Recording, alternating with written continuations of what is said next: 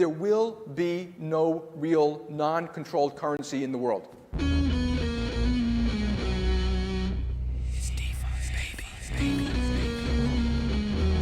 coming for you, banks. Increasing the block size to 32 megabytes right now. What would be the top 5 arguments that would get hurled against me? Oh, that's a good one. There are a few that the big blockers got right. Ching, like all these coins splash into the wallets of all the winners. I love that. There's a new threat out there. It's crypto. Hello and welcome back to the Bitcoin Cash podcast. Following Bitcoin Cash on its rise to global reserve currency, this is episode number 112.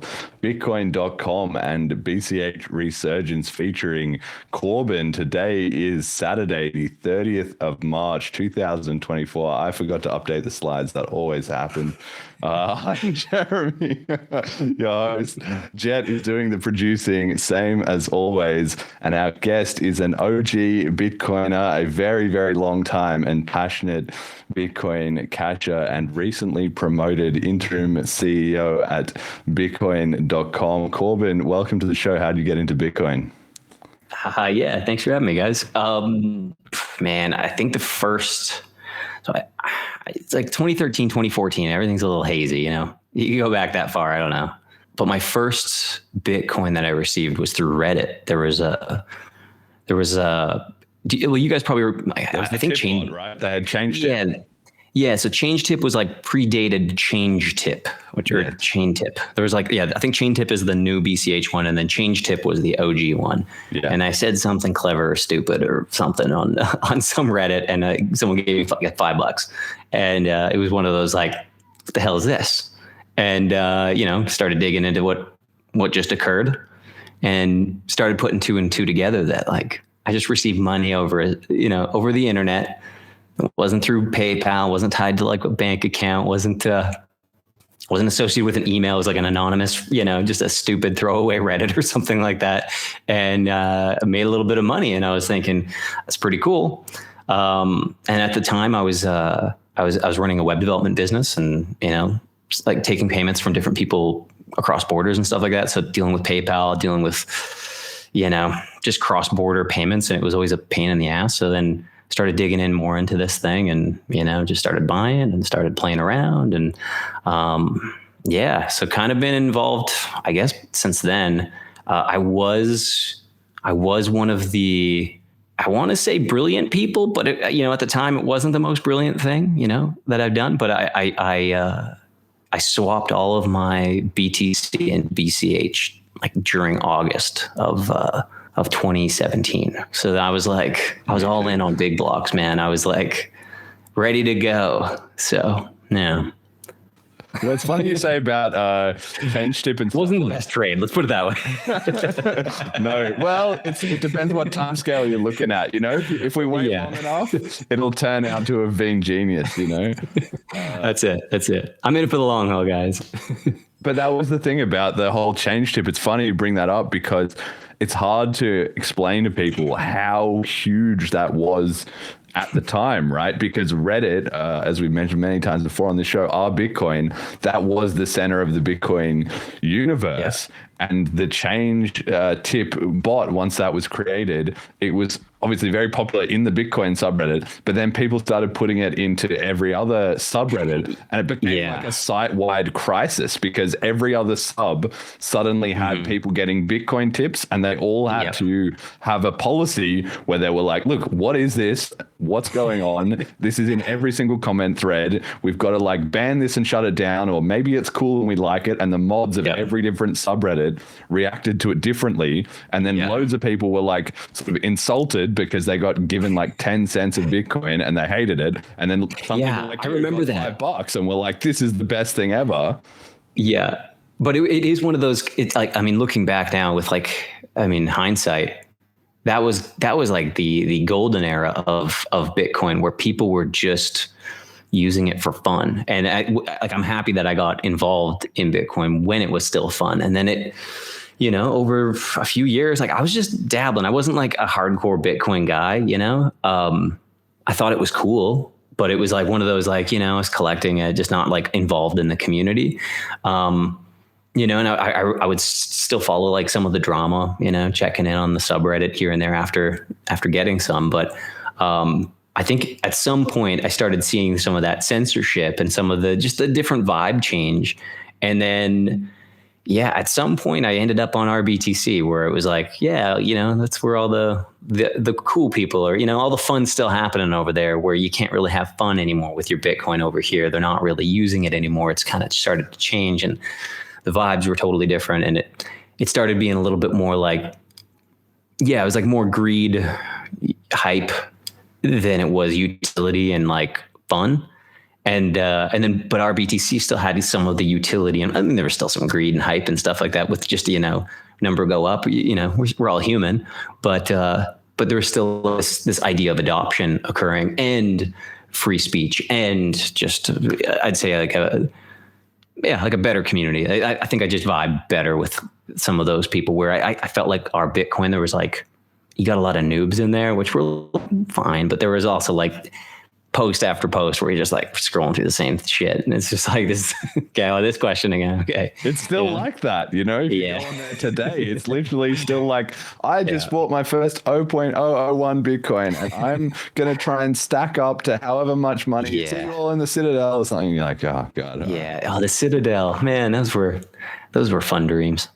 Yeah, indeed. It maybe didn't pan out for too many of them. So then after the split, right, you were very involved, I believe. It's in the whole BCH movement, right from the beginning there. What's your reflections on that period? Yeah, I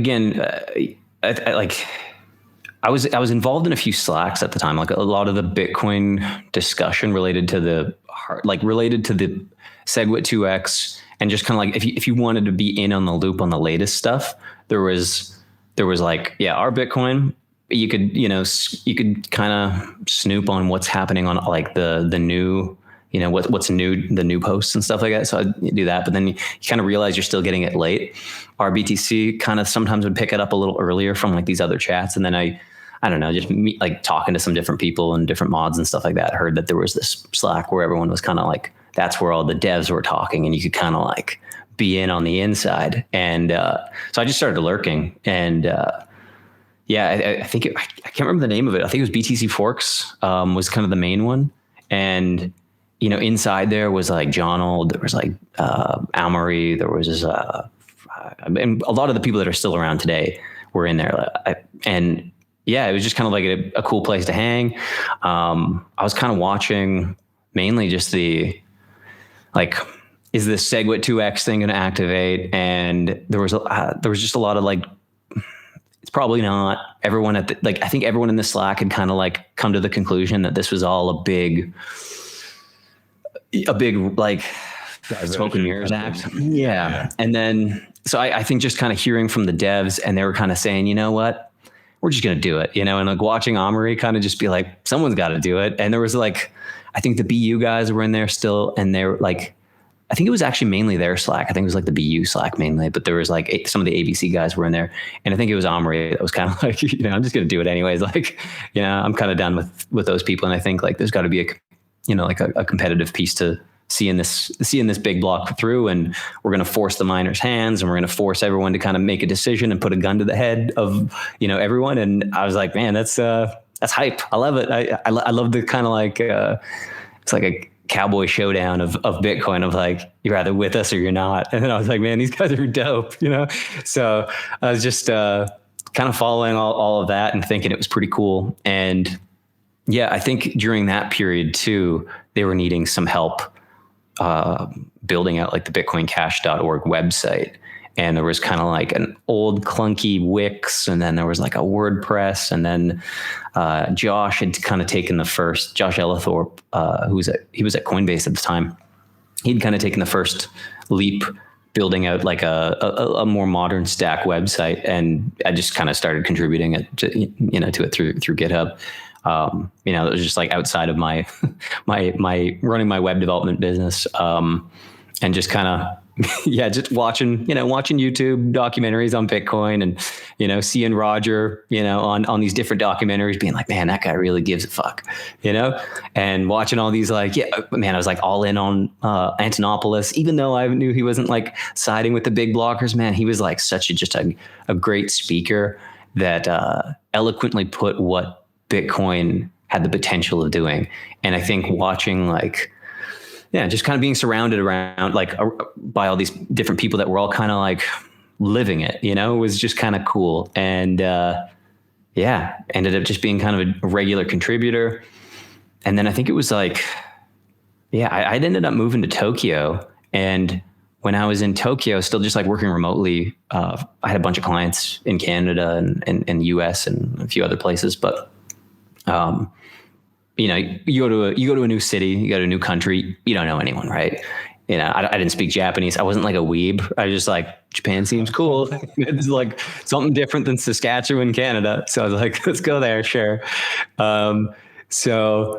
Ended up kind of just being like, all right, I guess I should probably try to make some friends or something. I think that's what people do. So started going to Bitcoin meetups because, as if I didn't need more friends. Yeah. Yeah. I was like already living this thing on like Slack and I was like, all right, let's go make friends with Bitcoin people. And, but yeah, at the time there wasn't a BCH meetup during, within Tokyo. It was just kind of like one Bitcoin meetup, but it was fun, man. In 2017, you would have these drunken debates with people in this dingy Tokyo bar. It's just you'd see big blockers getting in the face, small blockers. It was just it was the coolest thing ever. And I think on that Slack, I met this guy named Paul, and he had built a transaction visualizer that was just it was like dropping money, dropping BCH. It made some cool sound effects and stuff like that.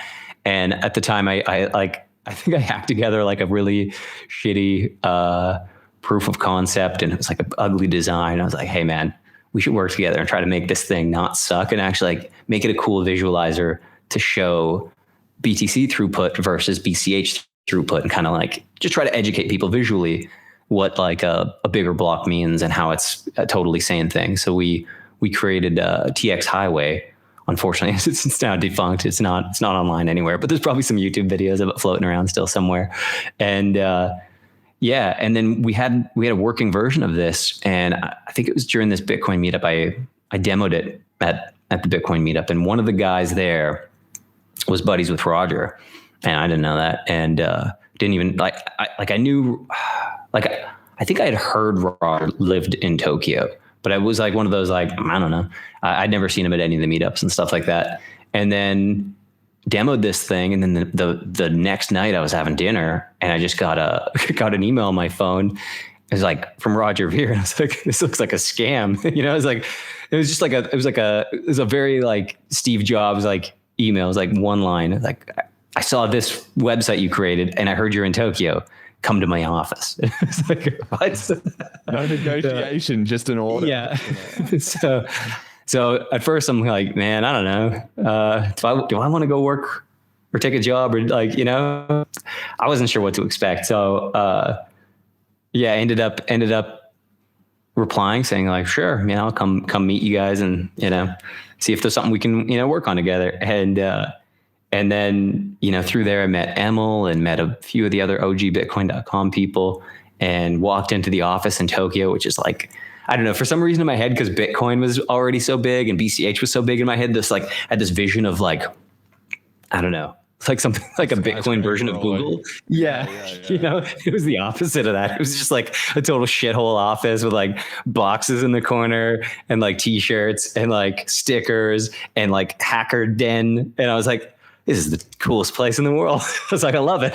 How many people was there? It was maybe 6 people just clacking away, and it was eerily quiet. It's a really Japanese offices are a different vibe than Canadian and American offices, where you have guys talking on the phone. There's no talking on the phone in the Japanese office unless you're I don't know. It's just there was a vibe that was a little different that I wasn't used to. And, I came in with my big mouth and just hey guys, how's it going? And there was weirdo, clacking away. And, Yeah. And then just ended up chatting with Emil. You know, they had like I think they just were running it was like maybe a WordPress website with some other stuff. And they were trying to modernize their web stack and kind of make it better. And so I said like, sure, I'll try to help, see what I can do. Kind of thinking like, these guys are probably like way out of my league. I'm probably like a bit of a hack compared to some of these guys. And somehow I managed to do some stuff there where they were like, cool, you want to start Wednesday? And I was like, man, I run my own company. Like, I don't know if I can just like close down my business and just like let it go. And I got the vibe that they were like, we don't really give a shit. Like, are you in or are you out? I was like, all right, I'm in. So I, had to send that awkward email to my business partner to be like, look, I got a cool opportunity. Like, I'm just going to take a hiatus. Let's see where this goes. Maybe it all turns to nothing in a month and, I'll come back, but I just want to ride it out, see where it goes. And, I've been there like 6.5 years since. So sometimes when destiny calls, you got to just take the leap of faith, right? Any regrets? How's that web business doing these days? No, it's actually, they're still around, man. I ended up selling my shares, but no, I got no regrets, man. I still keep in touch with those guys, but, no, it was the right leap of faith where it was just, I don't know. I think if you love something and you can find a way to bring that into your daily work, it really does make, like, I think for me, at least, as being a web dev, like it started taxing on my brain, the fact that I was building things for other people, but I couldn't see them through to completion. And in this, like, I didn't have ownership. Right. So I was paid to like, hey, build this cool website for like my company. And it was like, hey, cool, we can do that. And then the budget eventually goes away, or, the website finishes and then that's like it. You're like, all right, I guess my job's over. Gotta go hunt another one. So for me, it was like, I don't know, like at some point you kind of do enough websites where you're like, kind of gets a little repetitive. You kind of start feeling a bit like a assembly line worker. Yeah. So when it was kind of like, oh, this is like a different opportunity where I can kind of like learn a little bit more about Bitcoin development, learn about like, I don't know, practice more stuff that I wouldn't probably be exposed to just cranking out, medium to large size business websites. It was just like, this is, kind of challenged me. And it was the right choice, man. Yeah. So you got that initial phase there in Bitcoin.com, and you're there while the BSV contention is heating up and then leading to the hash war. I said to you just before the show that I watched, there's a 8-hour stream. You don't want to watch that. Don't watch that stream, guys. It's so good. It's really good. I highly recommend anybody to go check it out. Was that you're in the office there? Is that? Oh yeah. I think I can't remember if that was the one where we were drinking in the office. It was just like we were cracking new highballs. It was like Hash Wars was going down at like 2 a.m. So, everyone was like bought in on this stuff. And I mean, like the vibes in Tokyo were cool, and it still is cool, but it was just like very much, we have the prices up, the blocks up, just keeping an eye on hash rate and stuff like that. It was a cool vibe, but like, seeing all that stuff kind of unfold was a cool moment. Well, do you have any reflections just on that period, especially whenever I have guests who've been, so involved in BCH? I really like to get a sense from them of, in my mind, those separate eras. You have the pre-block size war, the block size war, the sort of lead up, and then the BSV hash war, the XCC, and then sort of the modern era. And maybe now we're getting into the one after that, right? So, on the BSV, like front, did you think that, like, you were pretty strongly on the BCH side from my recollection? You were not buying into, Craig or anything. So I got to meet Craig a couple times. Got drunk with him one night, and I don't know, man. It was always, for me, it was one of those things. It was like, could he or couldn't he be? I don't know. He said enough stuff where it was. I think if you were drinking enough and you were kind of like letting his mouth run, it was kind of like a fun LARP, right? Like you could kind of let him LARP and be like, okay, Satoshi, sure, But then at the same time too, there's a few other Satoshis that were kind of out in that era as well. So there was this guy named Phil. I think his name was Phil. Phil Wilson. Yeah, and I was chatting to him a lot too. Like, even interesting dude. I don't know if he's Satoshi either, right? But it was like there was a lot of Satoshis at that time. It was like entertaining the potential Satoshis was just kind of like funny. So it was like you didn't have to like. I don't think you had to like totally buy in on it. You could just kind of be like, all right, man, if you're buying the wine, sure. So, yeah, I mean, I was never like all in on Craig, like that guy's definitely it, but it was just like, all right, he's one of the Satoshi, sure. Okay. But yeah, it was like, I wasn't, I think at some point, like, cause I was talking a lot to Shaman and Amari and Anthony Zenger, from the ABC crew. And we would jam a lot on like, what's going on here. And I think just enough stuff was coming out too. Like Paul Stork had a great, like, it was like, what was it? It was like a Craig website, man. It was really good. And it was just like all the dumb shit he said over the years kind of compiled. When you start going through it enough, you're like, oh yeah, this guy's full of shit. But it was a fun LARP. And I think at the time when he wasn't creating drama, it wasn't so bad, but in hindsight, yeah, the BCH community letting him in and letting him kind of fester was, in my head, probably one of the worst things for BCH. But I think that the sad thing is a lot of the BSV guys were actually creating really cool stuff on BCH. And then it fractured so much of the vibes where like there was people that we were, that I was friends with that I would like, man, like I can't explain it. We had like, there's private Slacks trying to figure out like, all right, there was like, who is Cobra? Trying to figure out who's behind Cobra. And there was like these different teams trying to like, I don't want to say docs, but just like, are they a Fed? What's going on? Who are these people? And yeah, but like all of these characters that were in that early BCH group, like a lot of them just started fracturing off. And it was just like people that were really interested and really all in on this whole idea of scaling Bitcoin, they just started petering off. And if it wasn't for the petering off from BSV, it was petering off to be like, maybe I'll go play around with ETH for a bit. This thing seems a little too tense for my liking. And, you'd lose people to other chains or you'd lose people to other projects and you'd be like, all right, that guy went to start his own thing. All right, whatever. Good luck to him, So yeah, like, I don't know, BCH was always kind of just, it's always been filled with like drama and characters. And yeah, I think for me, that's always just kind of been like one of the reasons it's kind of attractive. Cause it is kind of, it's very Macbeth. It's very, it's funny.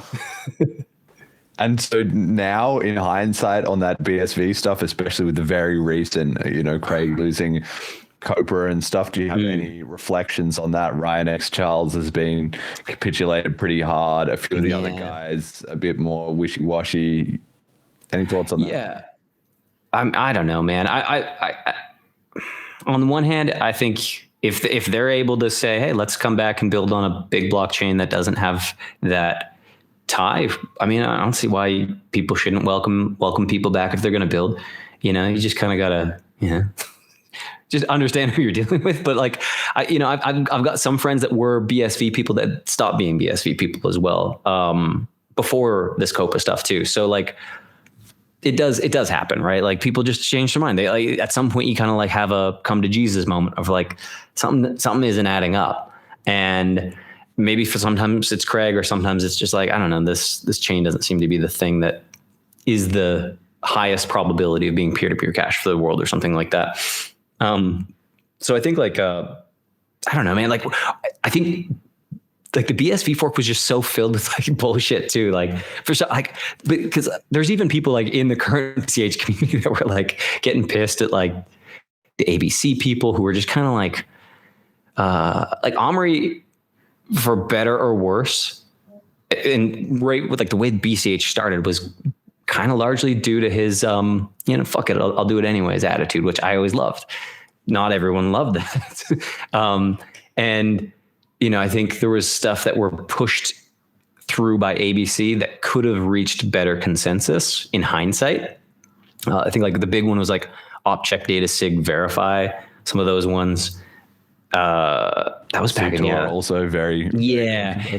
Yeah, there was a lot of just contentious stuff, and then the N-chain guys really hated it because they had all these weird patents that they would be like, well, we're going to dispute this, and you're not legally allowed to use this, and you're breaking law or something like that. And they were just like, fuck, we're just going to do it. And I think at some point too, because I was in the Bitcoin Cash repo, I had put on the final review on Object Datasig, and I was like, yeah, seems fine to me. I think it's cool if it unlocks some new cool features. Looks cool, guys. Gave it the thumbs up, and I don't know if I merged it or if I just approved it, but a couple people, I think, blamed me. At the time, there was a few people being like, Corbin caused the BSV split. It was all your fault. Yeah. I was like, wait, how did this become my fault? I didn't build anything, man. I just approved the stupid PR or whatever it was. And I think at the time that was kind of, because I think that was what led the N-chain crew and the BSV people to be like, all right, that's a line in the sand. We're out. We're forking off. And I think some folks drew that back somehow to me. I was like, whatever. Okay. And then after that, you had the, BSV crowd found their way out, and it was Maury and etc. left in charge. But that didn't sort of last too long, and that's the Bitcoin history I personally know the least about. What was that like?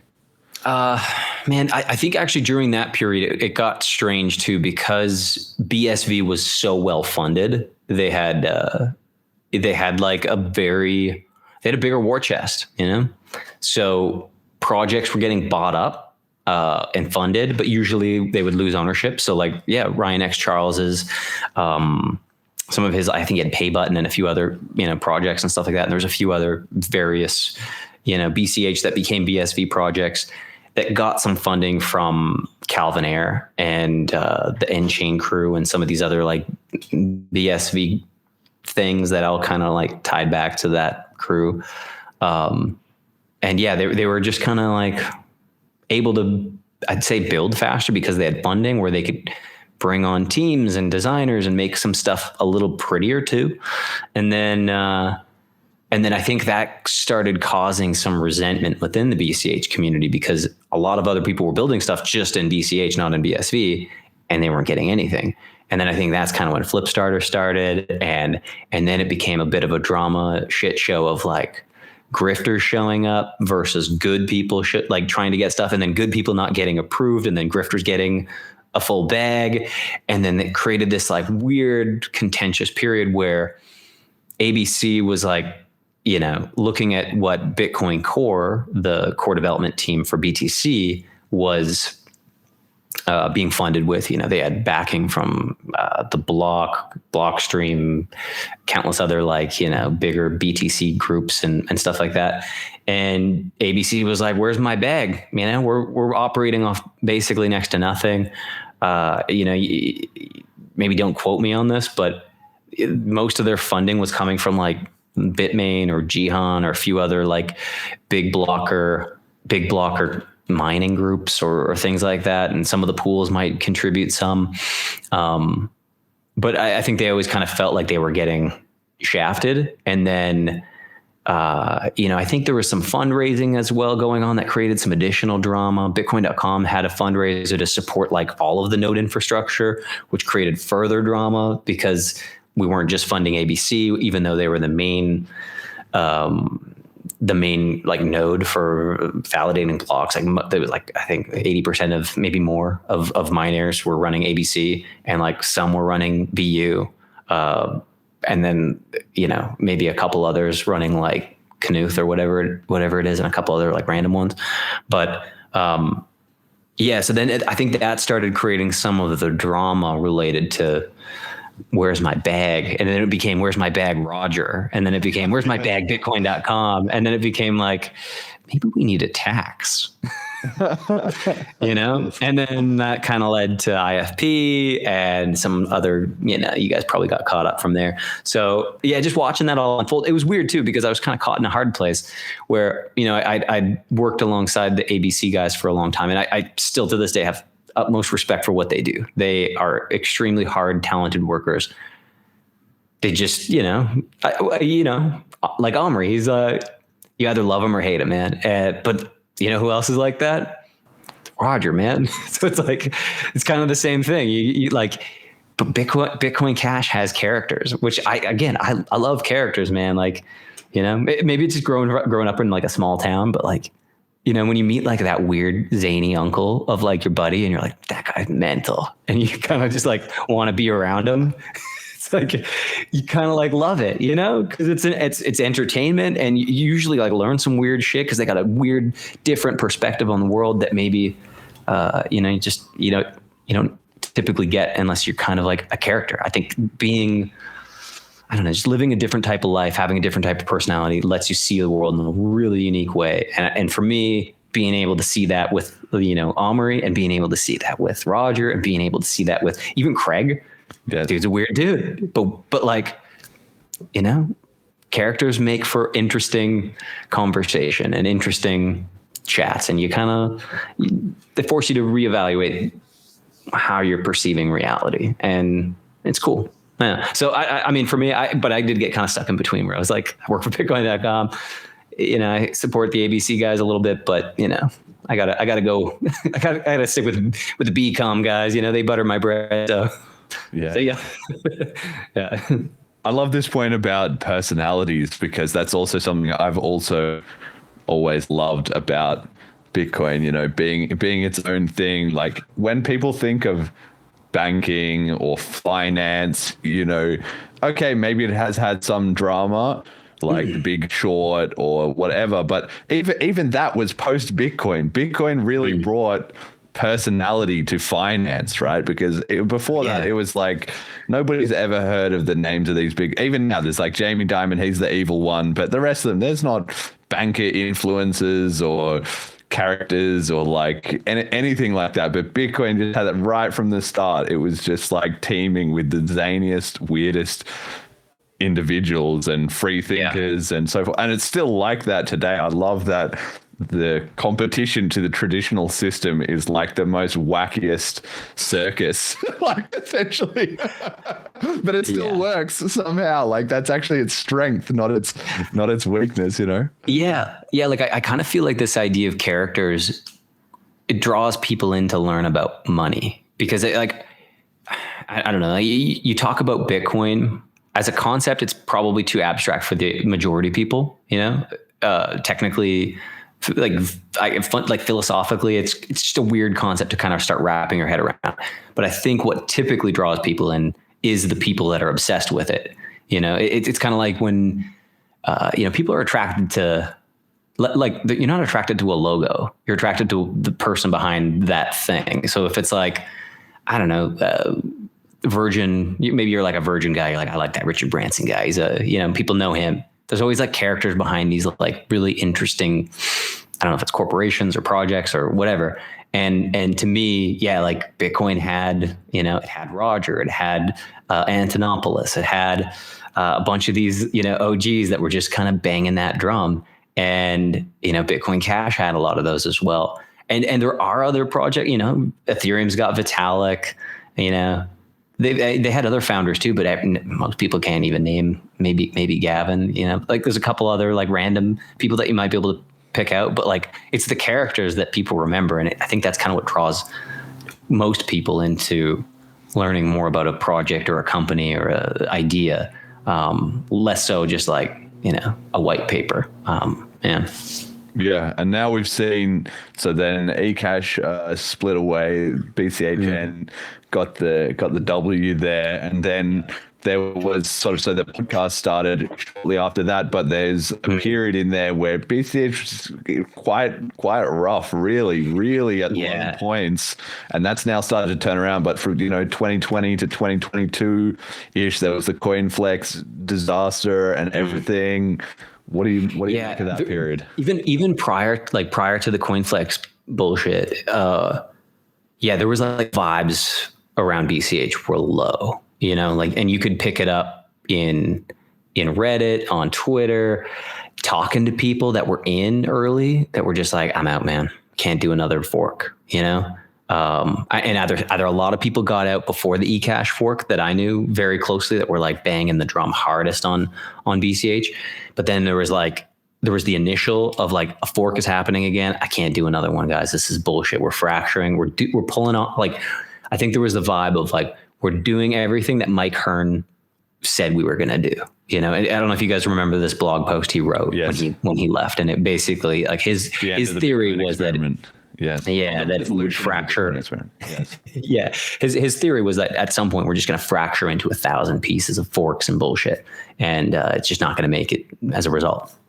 And then I think when people started feeling like after BSV, you know, or well, I guess for a lot of us, it was BTC to BCH. That was traumatic and traumatic. Then it was BCH to BSV, and then the BCH to eCash. It was just like, for a lot of folks, it was just like, man, I can't do more of this, you know. And either it was like mentally, but also financially, it just always sucked. It's not like these forks were like moments of making money. Like it would be totally different if there was a way to remain ideological and make money, but people that were remaining ideological were losing money, and like losing a lot. And it was like, it was like a speed running, speed running getting fucked regularly, and it just didn't feel good. People were like, this sucks, I'm done, man. And I think that's largely when I saw more people starting to play with ETH, because right around that period, DeFi summer had just started lighting up, and it was like there was a vibe that I think for folks that were in the BTC OG days of like, Bitcoin's fun, Bitcoin has utility, Bitcoin's about onboarding people and changing the world. And then BCH kind of had that as well, but during this dramatic period, it was like, who knows what's happening? And then you kind of you just shift your lens to what's going on with Ethereum, and people were having fun. They were coming up with new economic use cases for crypto with smart contracts. And it was like all the things that Antonopoulos talked about of like, you know, someday you're going to have like a remote controlled, you know, car that's going to accept crypto payments, and the smart contract will settle as soon as the destination arrives by checking the Oracle data from the Google Maps. And you're just like, this is the coolest shit ever. But it wasn't happening on BCH. It was happening on ETH. And then people were getting drawn into that whole, it was like token mania. And I think for a lot of BCH folks, we already had SLP. Everyone was bought in on tokens, like colored coins and everything on BCH. People were all in on like, tokens are dope. We just got to find a way to make it work. You know, and there was like, you know, some, you know, script use cases of tokens that were being played with. And then there was SLP, and then SLP was having some issues, but then ETH was just hitting its stride, man. And people were like, people making money over there too. Sure have lost a lot of that in these forks. Maybe I should play with some of these silly food monies. You know, you had like sushi at the time, and yam, and what other food? Pickles. Pickle finance was a dope one. Yeah, if you weren't making money on pickles, man, you weren't DeFi summer OG. I made a bag off pickles. And so it's just like, you know, being able to dabble and be like, man, I'm finally making money off this crypto thing, but it's not the dumbest shit. Nobody's proud of it. You know, you're like, and it's just, you know, it was one of those things where it's like, it's fun. People were having fun with money, fun with crypto again. But then fees started rising. And then especially for the BCH people who had already been like, I've been through this before with Bitcoin, it sucks. And then, it, you know, it's a vibe. It was a vibe being like, you know, wrapping your head around, all right, guys, I'm going to make $1,000 right now, but I'm going to spend $70 on fees to try to do it, you know? And it's like, how confident am I that I'm going to make $1,000, you know, off pickles or whatever it is? Yeah. The risk is adding up. Yeah. Yeah. And I mean, like, I think in hindsight, they're also like, nobody's proud of making money off pickles. And it's like, is this empowering the world? Is this the thing that's going to bring peer-to-peer cash? Is Pickles the future? I don't think anyone thought it was, but it was a new economic use case of like creating yield farming opportunities to bootstrap liquidity on decentralized exchanges, allowing people to permissionlessly trade from one asset to another without an intermediary. It had everything written on it that was like, check, check, check. This is like OG level Bitcoin ideas. And Granted, it was tied up in silly food tokens and some other Ponzi's and some like outright scams and rugs. There was like the underlining thread of like cool shit, the useful utility. It was there, and it was always the thing that like BCH people were trying to build. And there was like always like these demos and like little projects, but they just never hit that. They never hit that hype mania that DeFi summer did, where we saw billions of dollars of like liquidity moving into these decentralized exchanges, and everyone was jumping in. Where like, you know, you had guys like Chris Troutner in the trenches, you know, building out some really cool BCH tech, but it just couldn't get adoption. And it's like, is it because the tech wasn't cool enough? I don't know. Is it because there wasn't a token or a VC tied to it? I don't know. Is it because the flip starter didn't do good enough? I don't know. But it was a weird vibe, and I think that kind of drained a little bit more of the BCH crew away and kind of splintered it out a little bit, because there was other exciting things happening that I think were just like, it was fun, you know. And I think during COVID, not many people were doing peer-to-peer cash stuff. It's not like onboarding kind of took a bit of a hit because restaurants were all like shutting down, and you know, it's like not like you could, you know. So why not make money on pickles? You know? Yeah. Okay. Absolutely. And that's a lot, you know, to say a lot for ETH until, you know, yeah, like you said, they've now sort of repeated the mistakes of the past in a different flavoring with the BTC community. Now things are turning into L2s, and they're also getting into a bit of a mess themselves, maybe without any community contention yet, but you have sort of L2s that are eventually going to be like sucking away from the L1 and all that stuff. And BCH is maybe a little bit on the comeback. So what do you think, like what is different or what's changed? And or like how are you seeing things now, 2023, 2024, even with Smart BCH blowing up, suddenly, you know, CashTokens came off okay, Ablins lined up. Is it different this time? Well, maybe I can fill in a couple gaps too to get there, because I think for folks, you know, Smart BCH came out and everyone was pretty hyped up for a little while there. And I think for a lot of the BCH people that kind of got drained away to play around in Ethereum and DeFi Summer and stuff like that, that was like, oh shit, we got an opportunity to like bring what we learned playing around with silly food tokens and bring it into BCH, where, you know, this can roll up back onto BCH layer 1, and this is a side chain, and it had all the ideas of being very cool and useful. Unfortunately had that centralized bridge and that point of failure, which didn't work. Right. But man, like we were this close to like, we were almost going to launch our Verse token on Smart BCH, because our vibe was like, we would like to do a decentralized exchange because we believe in this. Like there was just so much trauma happening with centralized exchanges at the time too, that everything was like, man, DEXs are the future. If that is going to be the natural place for most crypto people to trade. Centralized exchanges are going to be this like single point of failure for governments and regulations to come in with a big old gun and just say, "Bow, Binance, you're gone." And we're seeing it, right? Nigeria, boom, Binance, you're gone. You know, Philippines, boom, Binance, we don't like you, get out of here. So I think like I think like for us, it was like we were this close to doing on Smart BCH, and then we said, you know what? Let's maybe go where the liquidity is, and then we'll figure out a way to bridge over once those bridges are there. And that was always kind of the plan, is like, you know, let's create a bit of a community token for folks who use our wallet, for folks who want to participate in the bitcoin.com ecosystem. But let's find a way to bring in communities, not exclude, you know? So it's going to start with ETH, and then we're going to start growing from there. And I think we were hoping that some of the bridging problems would have been solved by now, but they haven't really been. There's still some like trust minimized bridges, and, you know, depending on where you're at, like the hacks still happen on bridges. So like, I would love to see a point where we can just like zap it onto everything.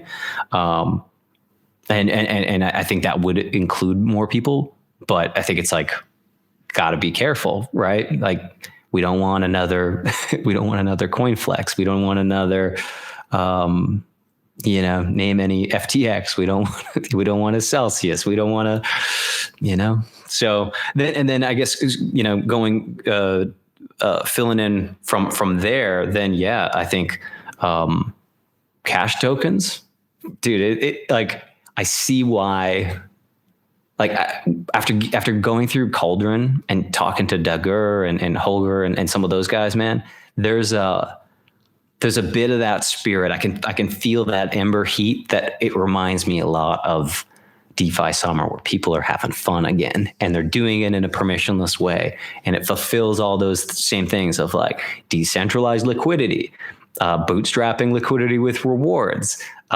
creating retarded shit coins, doing some fun memes, and bringing in like a vibe and a community around this idea.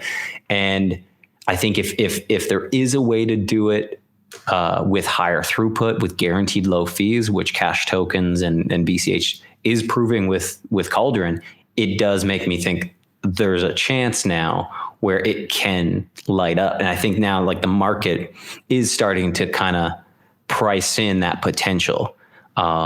But that's kind of my take, just based on like what I'm seeing on this. Like I have no other explanation for why BCH is ripping so hard lately. It's got to be because there's a potential thread here where if this thing works and if it gets critical mass and it gets adoption, and if enough other projects that already exist on other chains, whether that's like Tether or whether that's like Circle or whether that's Verse, if some of them start playing around on this thing, they'll start seeing that there's a cool thread here where utility, low fee, permissionless trading, it could happen.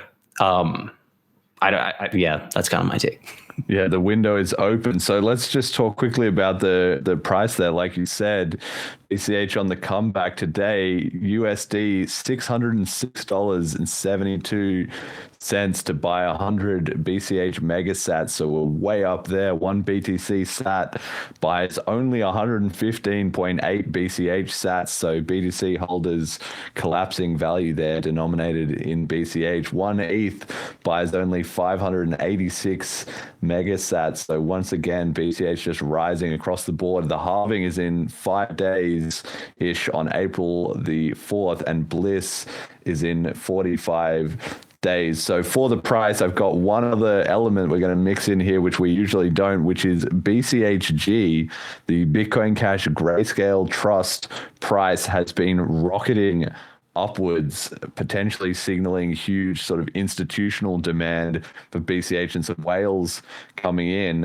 One BCHG share today is $16.67, but each share represents only 0.00859068 BCH. So what that means is that at the current price of $16.67, according to BCHG, a Bitcoin Cash should be valued on spot at $1,940 US.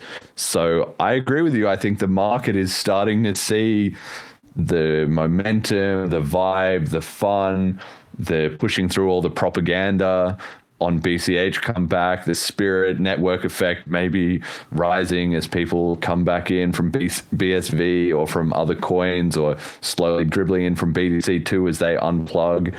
And we also are seeing, maybe the whales get in here. So talk to me about the market. Do you put a lot of stock in this BCHG angle or what? Man, it's funny because, I work in crypto every day, but I'm not a price checker. I'm like, I think the more cycles you go through, at some point you just kind of like, I just buy Bitcoin or crypto or whatever. I just buy bags, I just I don't really know what the price is. Like usually my wife is the one that tells me if stuff's ripping. She's like, whoa, did you see BCH today? I'm like, oh, what's going on? She's like, you better check, or it'll be like a buddy that's like, dude, Bitcoin just broke 70. I'm like, oh, really? Well, that's weird. I saw I was at 60 last week. Interesting. Cool. So like, I hear about it, like I watch, but I'm not a serial price checker. I just I'm like definitely one of those like DCA kind of guys where I buy a little bit every time I get paid, I get paid in crypto. I diversify, take a little bit of orange coin, a little bit of green coin, a little bit of purple coin, a little bit of stable coin in case a big old dump happens. And then I shoot it back in, and that's my strategy. And it's been my strategy since since like 2017 when I was getting paid in this stuff. So, I mean, like for me, I think when mania hits, for sure, I'm watching that price and I'm kind of trying to figure out what's going on. But man, I don't know. Trading is I think like the guys who look at charts, I don't think are happier individuals in crypto, in general. I think I think they live with a little bit more stress, and I'm kind of, man, I just want to work and wear Hawaiian shirts, that's my vibe. Indeed. And do you see the narrative changing? Obviously, Roger's got his book coming out this week, Hijacking Bitcoin, and there's been a lot of associated sort of discussion about that. Once again, it's been big. He did this interview with Vlad on the Bitcoin Takeover podcast, and that got massively reshared and everything. Totally. There's a bit of... I love that. That was a great interview. Yeah. I mean, I think what Vlad said is totally right. Like Bitcoin, like in the same way that BCH community has had these different eras, BTC also has these eras of different communities. And there was for sure a really toxic era between the years of like 2015, 2016. It started to get bad, but through to 2020, it was like kind of that. There was like an era of weird vibes, but I think where they are currently doing quite well is that they are bringing in some of these BSV ideas. And I think there's also just people that don't buy into the gold only narrative of like, don't use it, just hodl. And they're just like, hey, we see all this cool stuff happening on ETH or Polygon or, CashTokens or whatever. Maybe we can do something on BTC. So in that sense, I think it's interesting, right? It's interesting that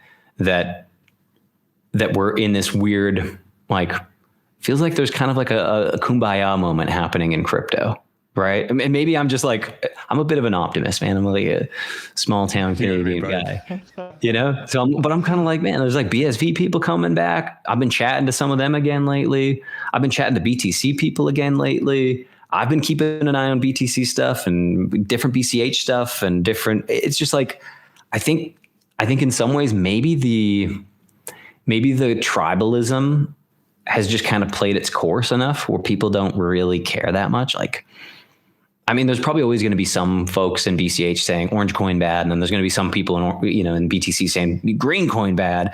But it's like, I think for the average person who's been around long enough, they're just like, I don't have time for that shit, man. Like, that's not my focus. I don't want to, like, I think for most people, they don't want to like live a life of just hating a thing. You kind of just like, I just focus on the thing I do. Like, why do I need to hate a thing? I mean, I'm like, I don't know, maybe Christian background, a bit of a forgiveness guy, like I think there is some power in forgiveness.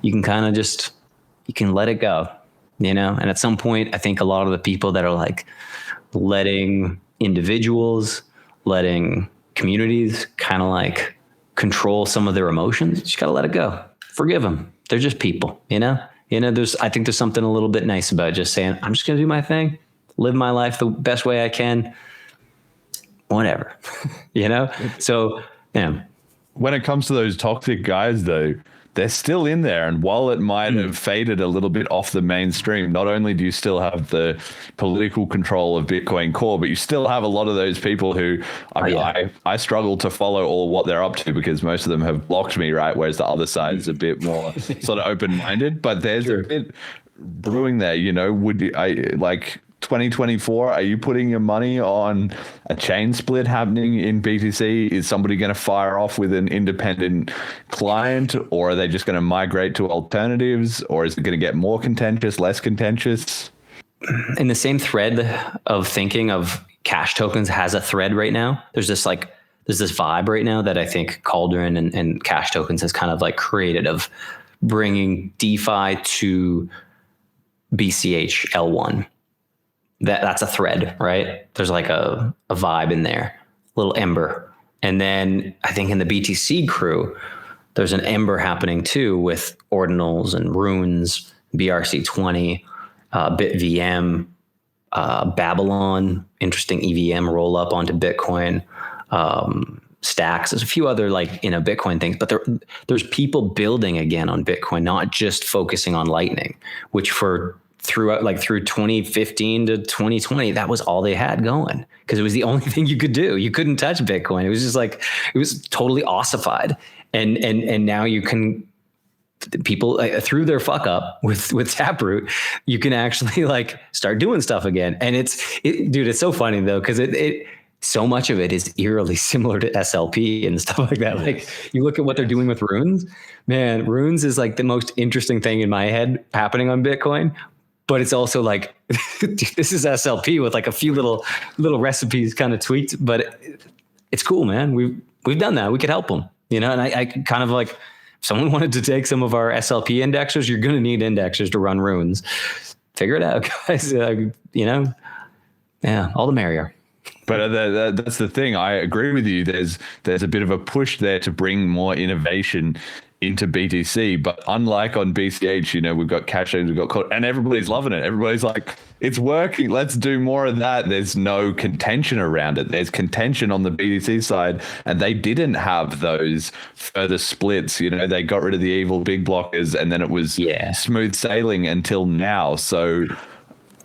I don't think they're going to risk a chain split, but I wouldn't be surprised if someone were to fork themselves off on purpose. You know what I'm saying? I don't think the Bitcoin Core people are going to risk creating drama. For a little while, I was paranoid, thinking hey, man, anyone building on Bitcoin, you're insane, because those core guys are just gonna, at some point, they're gonna patch Taproot with a soft fork, and every little rinky dink NFT is dead. Any little project you built is dead. And for sure, that's a possibility. But I think they also realize that if they were to do that, they would split their community, maybe in more than half. I think in some ways, because they rested on their laurels of just number go up, pump, pump, pump, but meanwhile, this other crew, this other era had kind of emerged of builders on Bitcoin that were just trying to have fun, bringing out some of the things that we were seeing on ETH or on other, EVM chains to bring some of that vibe into Bitcoin. And I think there's now anyone who's onboarded after 2020, they don't know about the Bitcoin Cash chain split. They don't know who Roger is. They don't know why Bitcoin Core says or behaved a certain way. All they know is, hey, this is a really secure chain. It's the most popular chain. Maybe I could build something cool on it. And I think they go about it really naively, but I think there's so much naivety being built onto Bitcoin that they wouldn't risk losing that and losing some of that hype. That's my theory. But I would say there are other, there's many communities within Bitcoin, right? There's the ordinal rune community. Then there's the drive chain community or the side chain community. And then there's the OG kind of don't touch it. It's gold. Don't risk anything. Don't do any upgrades. Don't break anything. Anytime we touch this thing, someone breaks it and starts spamming the blockchain, and we all hate spam, So I think, I don't know, man. I think probably if some of the soft forks don't get activated, then some of those communities are going to they're just going to get antsy, right? They're just going to probably do their own thing. Yeah. Okay. Interesting. So my prediction is nobody will really the Wizards maybe or the CTV. They were saying, Udi has promised a fork, a soft fork in 2024. We're now end of Q1. Haven't heard any more about that, although I haven't checked in on the latest. I just feel it's an uneasy balance. At some point, someone's got to make a move, and there's for sure going to be laser eyes pushback to that, right? Yeah. I don't know. I just can see it cooking, and anyway, fascinating to hear your thoughts. Yeah, I'm just kind of one of those. I'm a serial enjoyer, man. I just watch. I just watch, eat the popcorn, like eat. All right, man. You guys forking, cool. You know, like, man, I think. Yeah, for context, we've done the hard forks in Bitcoin.com. It's a regular event, when a hard fork occurs, and when a chain split happens, it's an event.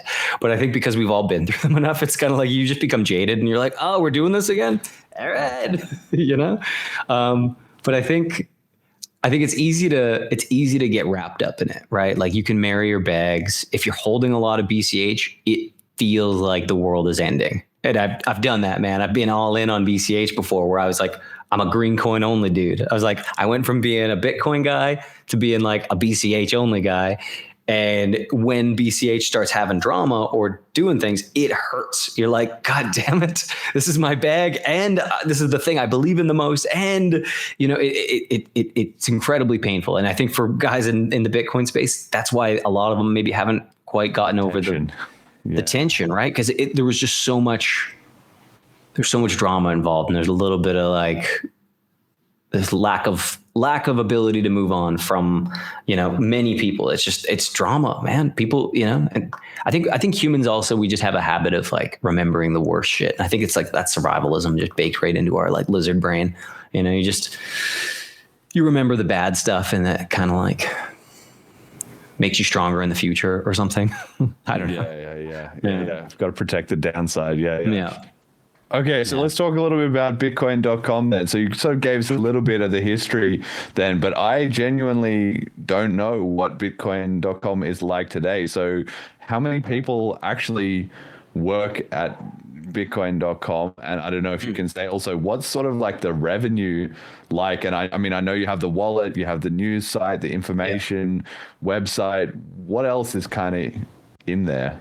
Yeah. So bitcoin.com was founded in 2015 by Roger and a few other OGs. And basically they started off as a news website. And then during 2017, when this hard fork happened and Bitcoin and Bitcoin Cash emerged, there was no wallets supporting it. And maybe like, I think there was like a original like Electrum fork or something like that. And that was about it. But there was no like mobile wallets jumping in right away. And Emil and Roger forked Copay or is BitPay at the time or Copay at the time? I think it was Copay at the time. And and then basically just started building out this self-custody wallet that was forked off of that. And then during 2018, we ended up bringing on some additional people. We got some like really great wallet developers from the O3 team. And they came from like the Neo blockchain, which was like, you guys might, I don't know if you guys like 2017, you might remember Neo was like, I think it was Ant Shares before that. And it was like, it was like telling the world, like, we're like the Chinese Ethereum. Yes. And that was their selling point. It's like, man, I want some of that Chinese Ethereum. That's what I want. So, but yeah, we got some of their devs and they were great and super smart dudes. And a lot of them are still with us today. And, during that period, we rebuilt our wallet from the ground up. And yeah, during that period, there's just been, going back to this idea of eras, there's bitcoin.com eras too, right? There's various, I've been through probably more than most at this point. But yeah, I guess summarize, we're like bitcoin.com's bread and butter, primarily fiat to crypto on-ramps, swaps in the wallet app. We make money through media sales, like advertising, banner ads and stuff like that on the news website. We make money off of games. We have various different gaming websites, and those provide some additional revenue. Really? Like what? I don't know those. What? Yeah, you go to games.bitcoin.com or cashgames.bitcoin.com. Bunch of those. Yeah. So you can go, play your video pokey, play the one-armed bandit with your crypto, and fun. So yeah, I'd say like those are like the bread and butter of the business. We're about 90 people. That includes all our support staff. In terms of engineering, it's maybe around 50 people, 50 some odd people. A little bit more than 50. And, that's broken down from like various skills and teams from like, we got backend Android, iOS. Again, because we support native iOS and Android, we have dedicated, like we basically have to we built two Bitcoin.com wallets, right? Yeah. It's kind of a pain in the ass, but does give you some perks. And then we've got like the Verse team, we've got news team, we've got games team, we've got like web and marketing and DeFi, and it's cool. It's a cool vibe though. Yeah.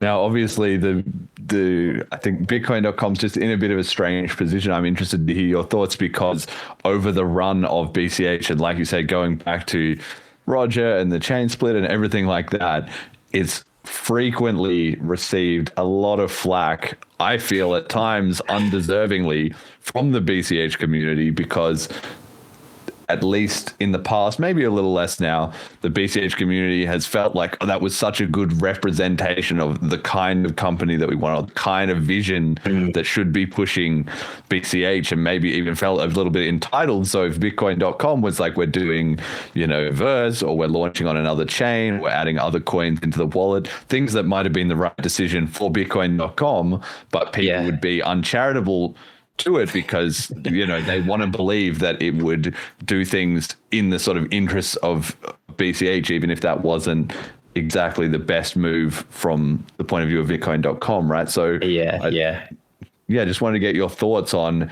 how it's been dealing with the BCH community, and to what extent you feel that those kind of criticisms, when they come up, are either justified or not in that sense.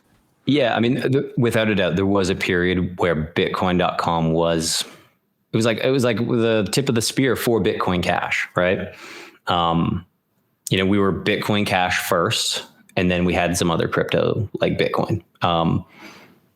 And I think probably just during all of some of these eras, the natural proclivity of like disenfranchised developers who lost bags during different forks is like, why don't we just add Ethereum in the wallet? And it's like, we can technically do that.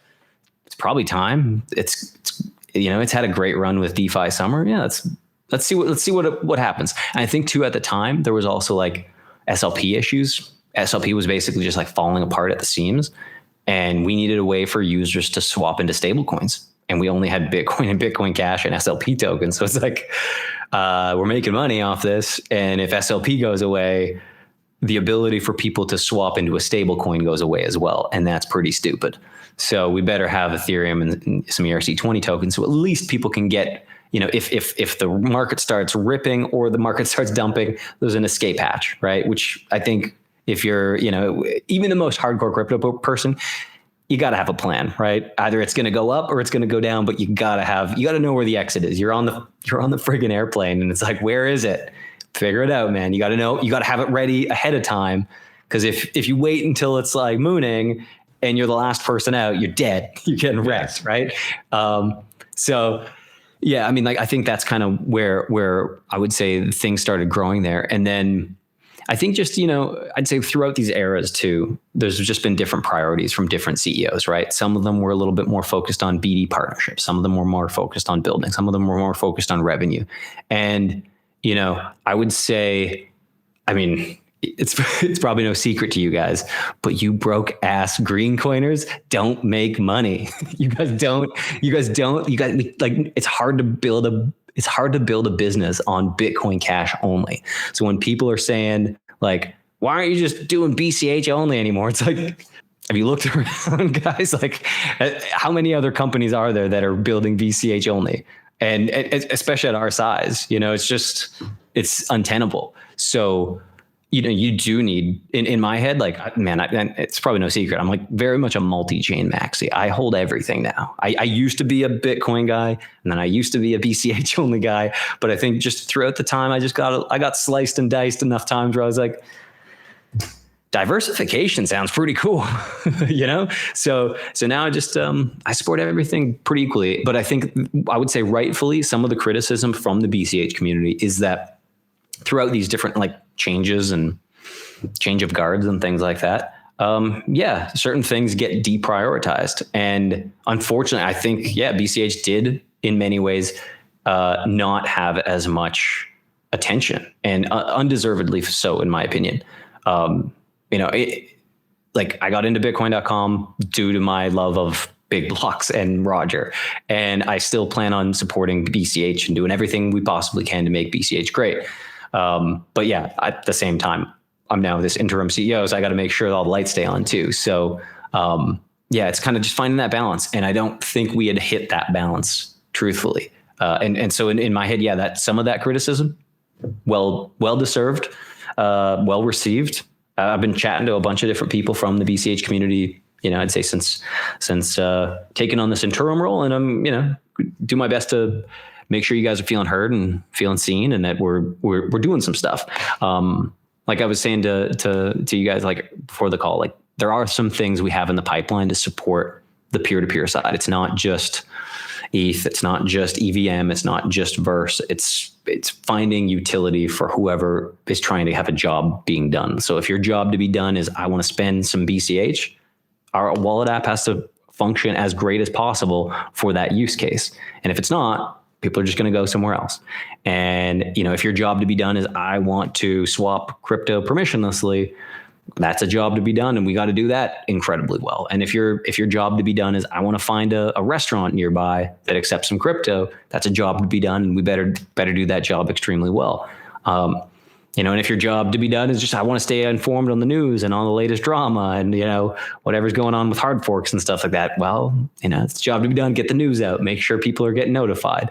So I think finding ways to like just strike that balance based on people's like usage, that's kind of going to be the sweet spot for the future of bitcoin.com. Is like, like self-custody first is still the core part of what we do. And I think that vision won't ever go away. So I think self-custody and DeFi in many ways are just like so tightly bonded now that you can't really break them apart. And once you build a business around those two, getting weird with custody, it feels dirty, So, yeah, I think like just finding interesting ways to just make people's use cases with our wallet. And if you see our wallet as a tool, the tool's got to complete the job. And if the tool is not fulfilling the job, people are just going to find a different tool. And, it's not our job to demand people have certain coins in their wallet, on the front screen. If they don't want to see Verse, they don't have to see Verse. If they don't want to see Bitcoin, they don't have to see Bitcoin. If they don't want Ethereum anywhere to be seen on their wallet,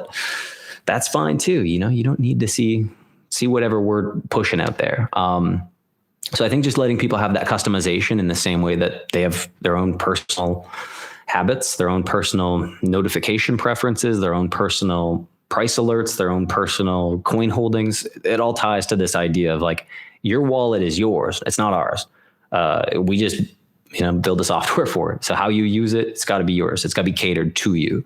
So I think that's something I'm trying to breathe some life back into it, Yeah. Well, I think it's easy again for bitcoin.com to get a lot of flack, especially during that era where they were the ones who was doing most recognizably, BCH centric stuff. And I think hopefully that has been somewhat alleviated by, general protocols, by Paytaka, by the podcast, by now the Cauldron guys, as more BCH specific projects come up, I think that lightens the burden of the community, can see there's stuff going on and there's things to be interested in. And for people who are very ideological, there's projects for them to get excited about that doesn't all fall onto why isn't bitcoin.com fixing, the long laundry list of problems that they want fixed. I always just think, working in software engineering and stuff, it's always just very easy from the outside to say like, why isn't X or Y getting done? And it's like,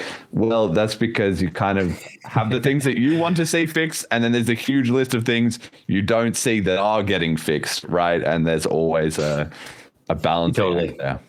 Yeah, and then there's trying to complete the roadmap and trying to fulfill like, cleaning up just tech, made to these guys, and it's just like. That's right. Finish your point, and then I'll jump. All right, I'm going to finish my point. So I think my take is just that, we, bitcoin.com is aware that there's, you know, parts of the community that feel like we should be doing more. And I think there are ways we can still do more for BCH. There's a lot of people in Bitcoin.com that truly do care about Bitcoin Cash, even if they've gone through drama and even if they've gone through forks and even if they've lost some money, there is still this like kernel of like the idea of peer-to-peer cash. It's unstoppable. Like this is like, this is something you can't put it back in the bag. I don't care how much Pickles you can make money on. I don't care how much, like, you know, it's just like the idea is there. But, you know, I think like for us, it's just going to be about like maintaining that what's going to attract users, what's going to keep people in the app, what's going to ensure that their job to be done is like giving, you know, they've got a good vibe around it. And if we can do that by making a few little enhancements here and there and, you know, supporting some of the things that are happening in the community, I'll do everything I possibly can to find a way to make it happen. So, yeah. Okay. So to, you know, brass tax specifics, people have asked when cash tokens and when BCH Bull or any hedge integration. I already had those questions, you know, people had asked me and I'm seeing them in the chat now. What about those? So I think us actually, like in some ways, Bitcoin.com kind of taking a step back on being BCH only was probably the best thing for the Bitcoin Cash community because it did force so many people to just like try a little harder. And I think, yeah, it was like, you can't just rely on one company. Like nobody should. And like, you got to have competition, right? And I'm a huge supporter of, you know, everything that the BCH guys are doing, from like Paytaka to what you guys are doing with your wallet and everything else. It's like getting people to do more with the resources they have. It's great, and some people are going to want to support the small guys, and they should. You know, so I think like finding that footing for the community was incredibly important because I think that's what has allowed you guys to just build. And if you're not building, you're not sending those signals to the, let's say the potential buyers, right? If things aren't happening, you got to make them happen. And I think there for sure is some people in the BCH community kind of like sit on their hands being like, why isn't the Bitcoin.com guys just do it? And it's like, well, why don't you guys do it first? Why do we have to do it? You know? So I think, you know, finding a way for the community to like get things in motion is the fastest way for us to begin supporting things. So, you know, we don't have to make major contributions or anything like that to like Ethereum's protocol or tech stack, or, you know, it's just like, hey, we just plug it in. It's one of many, right? Same with Bitcoin. We're not really doing, you know, we're not really like saying, hey, we're going to like enhance the Bitcoin protocol or support like a great new thing and like build some infra for it. It's just like, hey, we'll just plug it in, you know? And I think for a while though, we were helping the BCH people with infra, but it came at like tremendous company cost, company resources, where, yeah, we were like one of, you know, like we didn't support Ethereum until 2021, which, you know, for a multi-chain wallet, that's pretty late. You know, Ethereum's been around for a while. So, you know, and again, just going back to like trying to make money, trying to turn this thing into a business that isn't just funded by like Roger or, you know, for other projects that are just funded by Flipstarter community donations. If you want to make a business, you got to find a way to make money. And the way to make money, at least in crypto, as far as we've seen, is fiat to crypto on-ramps and getting people to swap from one asset to another. Now that maybe in some wallets, you can do that purely through like a BCH only thing, but I haven't seen any cash tokens that have tremendous economic utility. It's most shitcoins. Now, that's not to say that shitcoins are bad. I'm very pro shitcoin. Like I said, Pickles, that was hype for a little while. So if there's Pickles on cash tokens, man, I'm in. You get me in there, guys. You know, give me some of those Geukens. But I think just like we want to support the things, but we need to see that there's a path to revenue and a path to the community being there to support it. Like if we're the ones building the infrastructure and the like for let's say for cash tokens, that would be a bad thing for BCH.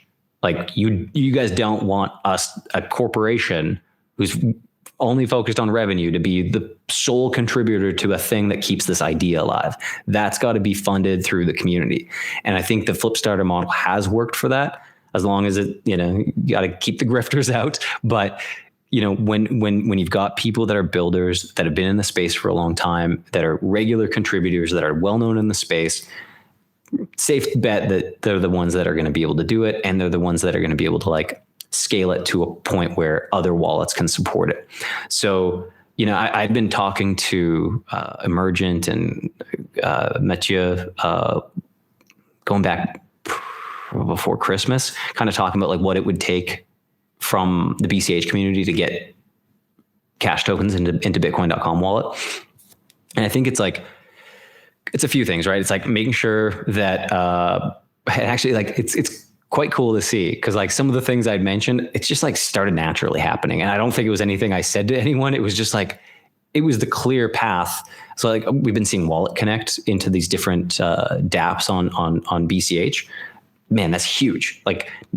Not having that was the biggest pain in the ass for BCH community. Cause then it becomes this thing where it's hey, we want you guys to support our new XYZ dApp.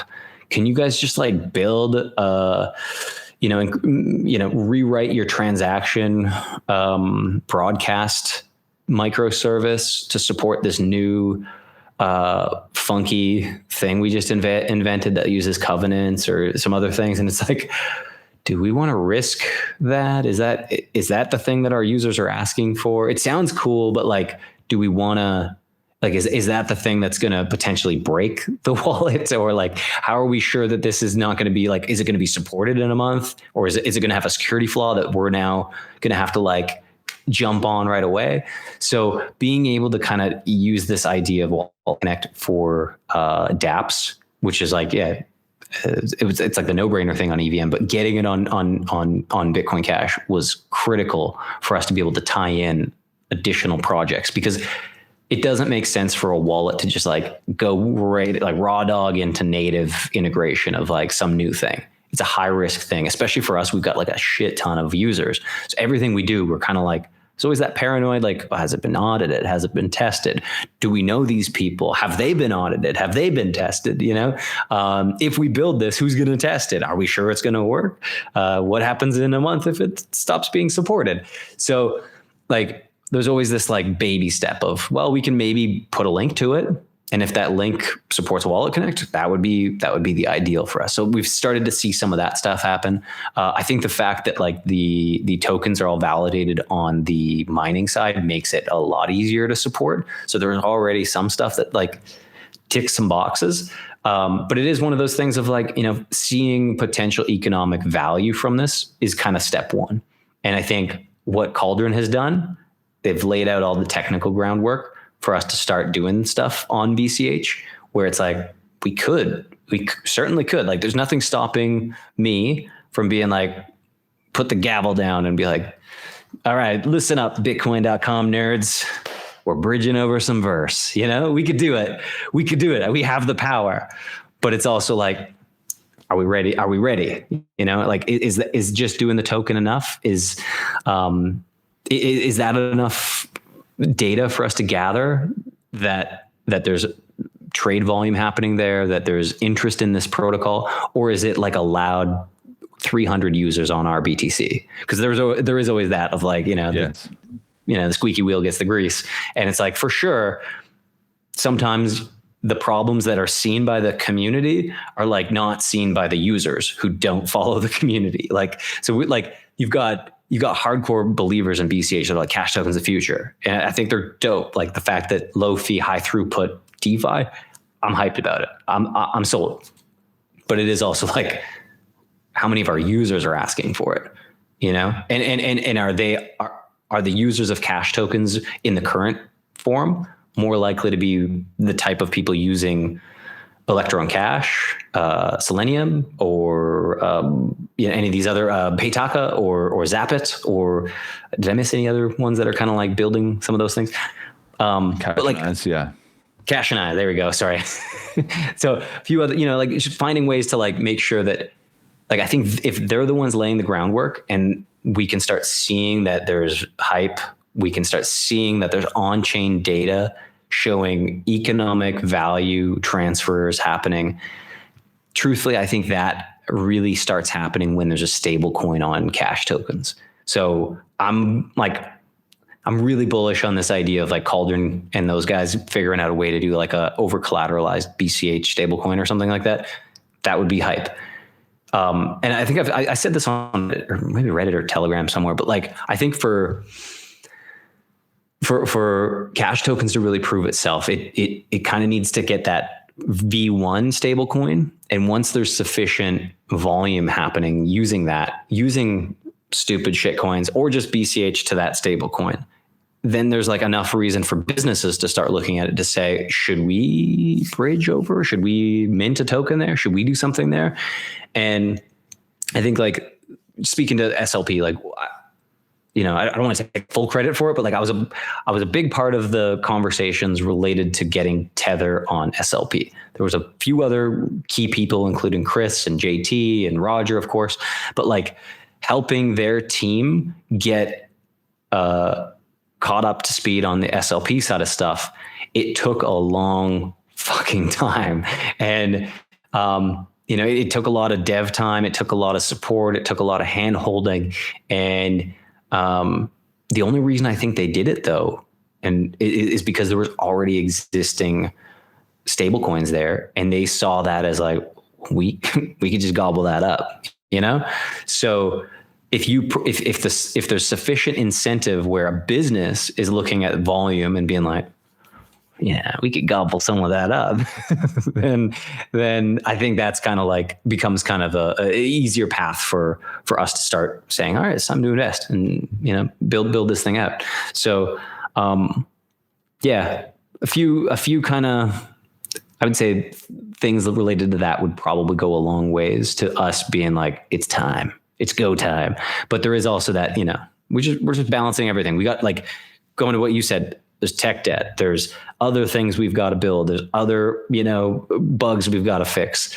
Where adding a whole new feature and building that out, it's going to take a little while, especially on our end. Like, yeah, everything we build has to be kind of built for enterprise. We're not building for like, you know, a couple thousand users. It's millions of users. And if the protocol has issues, if the dApps have issues, if there's some weird issue and we're throwing this and promoting it to our user base, then yeah, we just don't want egg on our face. You know, SLP, we had egg on our face. It didn't work out, and you know we had to unwind. And a lot of people, you know, our support team, man, like they work their asses off, but they get chewed out when these types of issues where blockchain developers just say, we don't know how to fix it. So we'll just shut it down. You know, and it's like, wait, there's like people value the things that are on there. You're just going to shut it down. It's like over. Nobody's going to support it. Nobody's going to step in and do anything. And it's like, yeah, we just couldn't figure it out. So like, we're out. You guys can figure it out though. Like, good luck. And we're just like, not going to do that. Yeah, I mean, this is honestly pretty much the answer I was expecting, and the answer that I think is spot on, right? I was expecting it for a reason, which is that Cash Tokens has got your interest, because I've seen you become a bit more open to it. Like 1 year ago, even when, you know, people were hype, I was like, this is getting launched. I wasn't sold on it, man. I was so bearish on so bearish on more tokens on Bitcoin Cash. After I was like, oh, wait. So we had Wormhole. Yes. You know, big old fart noise, SLP, and then we had, what else was it? Oh, I guess even before those was like talk of Grouper, the Smart BCH, and then now we got this Cash Tokens. I was like, oh, man, do we need another token thing? But I'm happy it came out. I'm happy that people are building on it. I think, you know, I was wrong. I was wrong to be like another one. It's cool. I don't There's think some cool stuff happening. I think you were wrong in the sense that, yeah, you didn't pick it right, but I think I understand why, given the history and so forth. It was very justified to be skeptical, and it sounds like things have now got to the point of being like, okay, the seeds are there. We're starting to see some green shoots, but the numbers aren't quite there, and that makes sense to me. That it's going to need maybe another year or whatever for things to start to get snowballing in terms of TVL and more hype and just general interest and customers and DeFi activity, all that. And it was the same thing for SLP too. Like we weren't the first to support SLP. A lot of other wallets were letting it cook and getting it going. And I think we were a little later, right? And then we eventually got it. When we got it, it was pretty good. Until the SLP infrastructure started struggling. But man, it was cool. I think once we get it, it's going to be bubble wrap. It's going to be fun, So I think, I'm optimistic it'll happen. I can't give any dates, but I'm, like I said, man, if it's utility, if it supports this thread of peer-to-peer, if it gets me Geukens on BCH, man, someone's got to mint it. Yes. It might have to be you. Like, that's the thing with, I think the BCH community is in the stage where it has to justify it a little bit. So then what about, and it's kind of same, but different. What about the AnyHedge and BCH Bull stuff? Because that has the upside that the numbers kind of are there. Mergent's saying in the chat, $200 million AnyHedge volume in the first year. So they're serious on the numbers, but also at the same time, like they are the ones mostly doing that. So there's a bit less tooling. It would be a bit of a bigger jump to get it going. And it is a very BCH specific thing. There's the oracles, what's your view on that? Yeah, I mean, dude, the stuff that they built, I've used AnyHedge. It's cool. I made money on it. It's cool. I lost money on it. It's still cool. So, I mean, I think I'm not sure. I haven't used it in a while. Like, if they're at Wallet Connect level, and that might be a path for us. But I think that was kind of the issue, right? Like, because I think the last time I spoke to them was like, how would we bake that into our wallet, and having to like build out some like unique transactions and changing our whole back end. And it's just like, it seemed like a thing that would be better off as like a Wallet Connect thing, but I don't know if it technically can be as that, since it's so baked into script, is my understanding. So I mean, I can't say never. Always happy to chat to them again. So yeah. Give me a ring, man. Needs further development on that front. Yeah, I need more nerds. I mean, truthfully, man, I'm not that good of a dev. So I gotta find like real devs on my team to be like, hey, you sit down with your nerds and our nerds, and maybe we'll figure it out. But you got a guy in a Hawaiian shirt, what the hell do I know? Emergent says, vision question, in what areas does bitcoin.com want to be a leader, and what areas is it happy to be conservative in the whole crypto scene, I guess, is the vibe?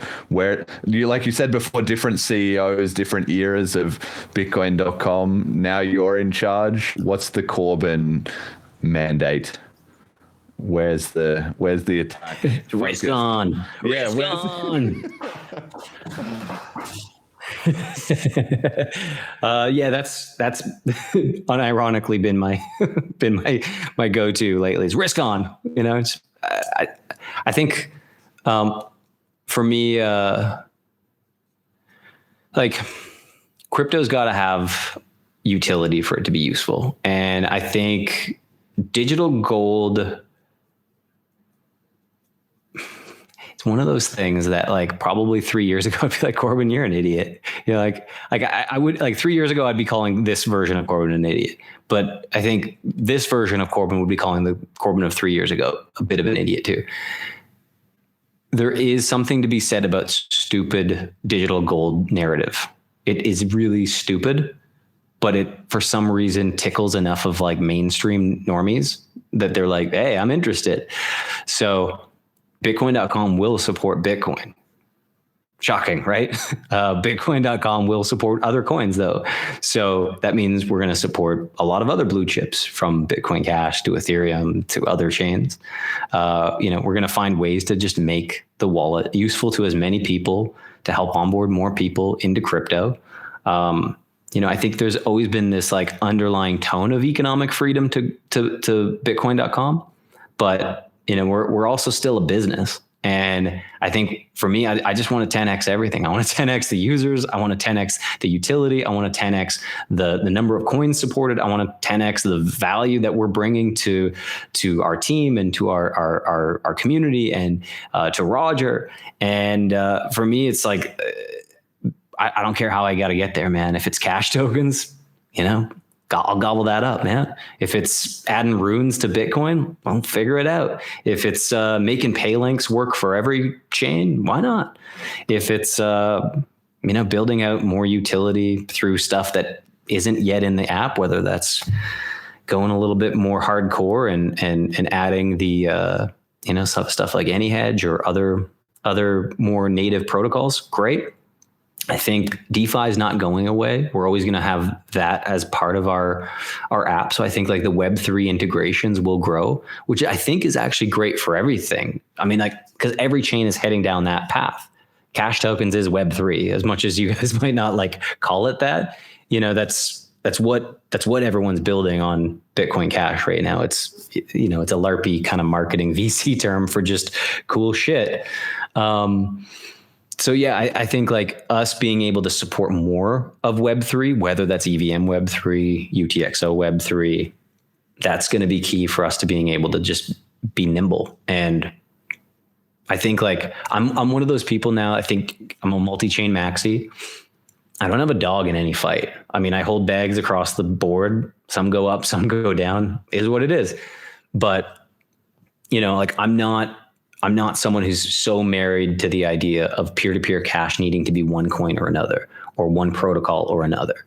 So being able to keep the company and our wallet app in a place where we can, navigate whatever changes happen.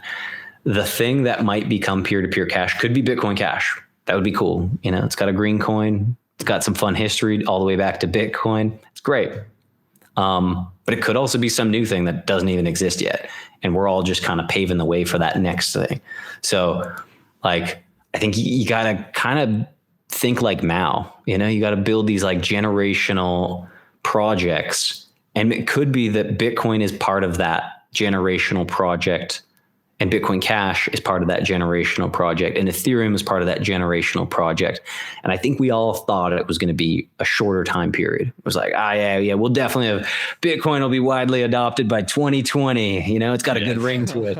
And now we're 2024 and like nobody fucking uses it. Nobody, I mean, like even Bitcoin Cash, man, there's a few hotspots compared to like total number of people that have a phone. It's a drop in the bucket, man. So like, got a long ways to go, but it's incredibly important that the community continues building and that we continue supporting all the cool things that are happening, so that if and when one of those things hit, we're there to support it, right? So. All right, so we've got BCH Bliss coming up now in 45 days, the epicenter of the BCH development and push forward, like you said, the new era.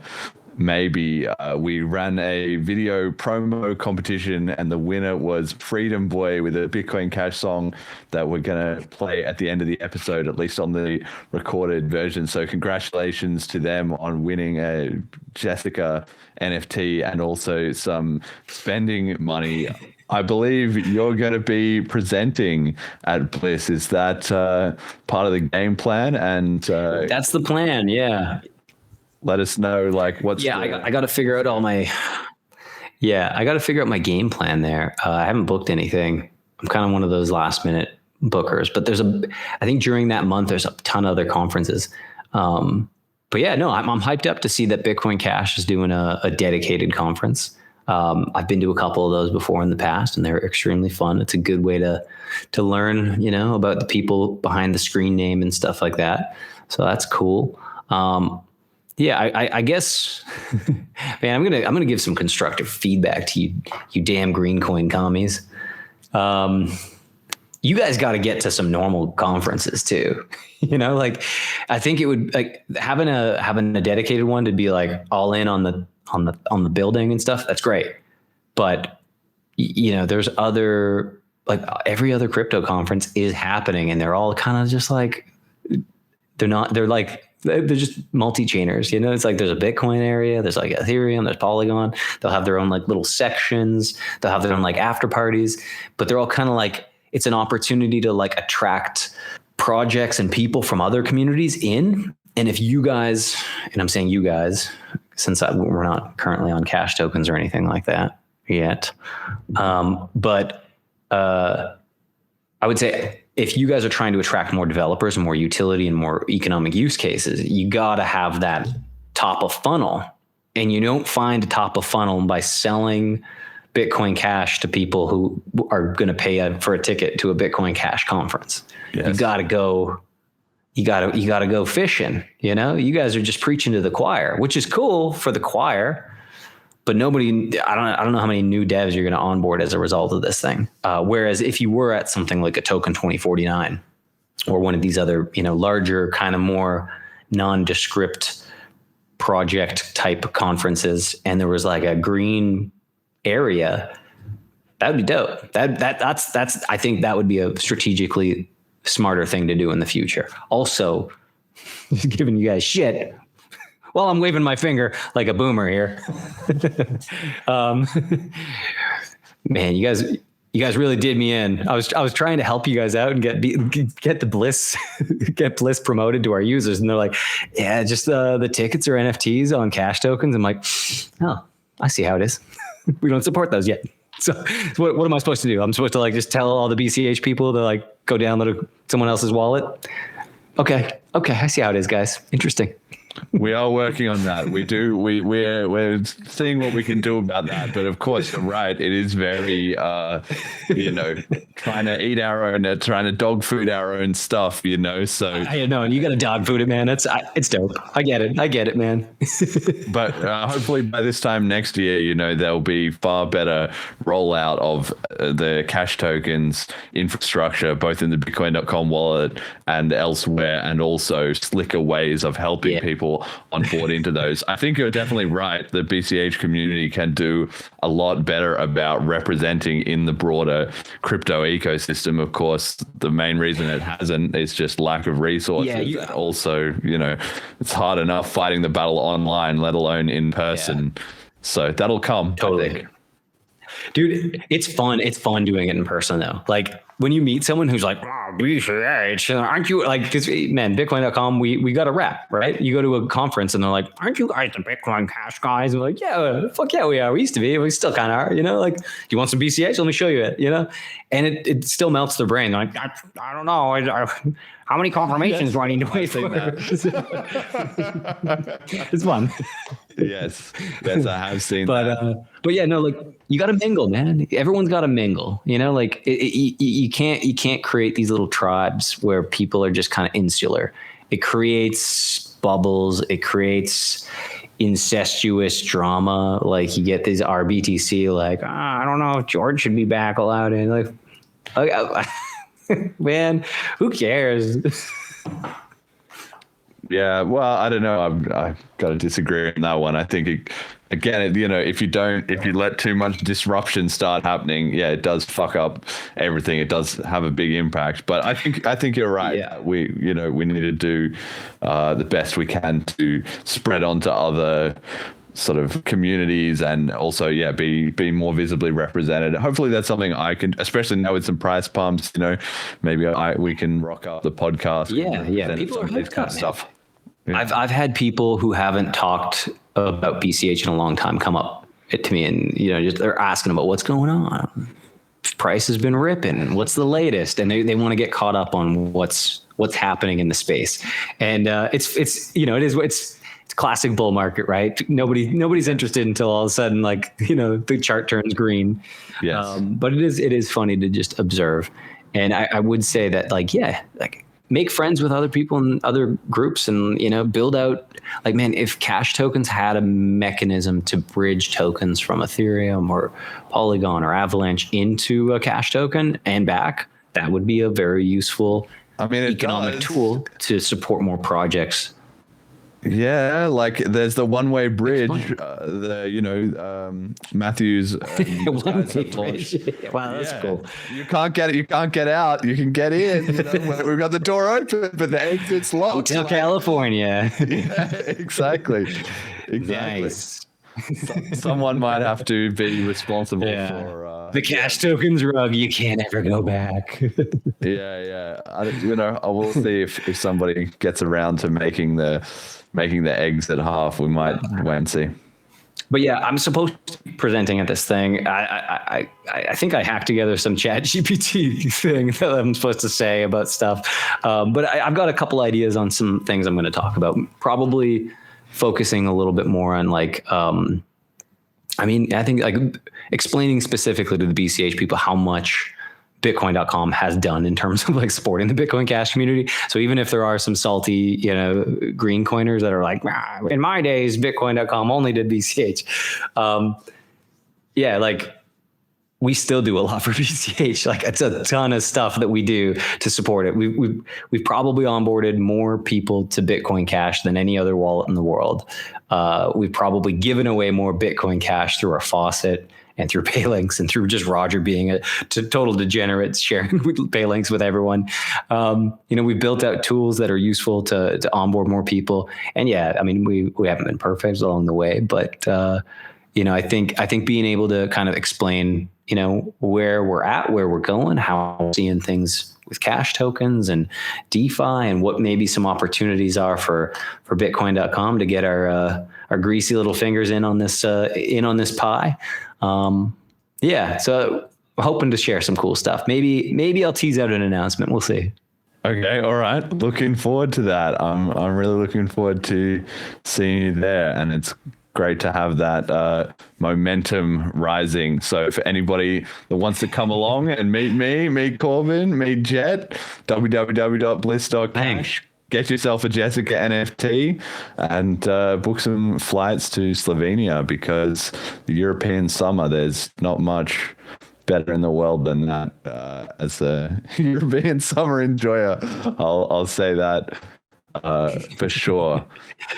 Right, we've got a community comment of the week. Like you said, Mathieu Geukens has been crushing it in the community, and I thought it was worth giving an example of just pitch perfect sort of community narrative and marketing. He put up a post with BCH pumping up the ranks saying, next stops are Chainlink and then Polkadot. This is the Bitcoin Cash comeback to the top 10.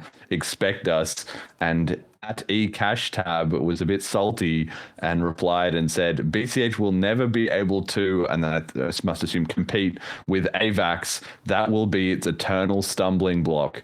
And Matthew said, time will tell, but I'm working full time to prove you wrong, with the muscle emoji. And I just saw that. I was like, that's a winning attitude right there. That looks so strong from the outside, is to just say, look, maybe you're right. Maybe your project is better. Maybe your preconceptions or whatever, who knows?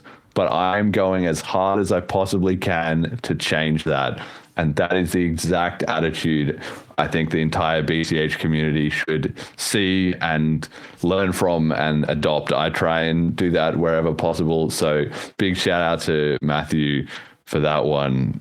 What do you think, Corbin? Is that the way to win? Yeah, dude, Mathieu, he's dope. Actually, I should give him a big old shout out too.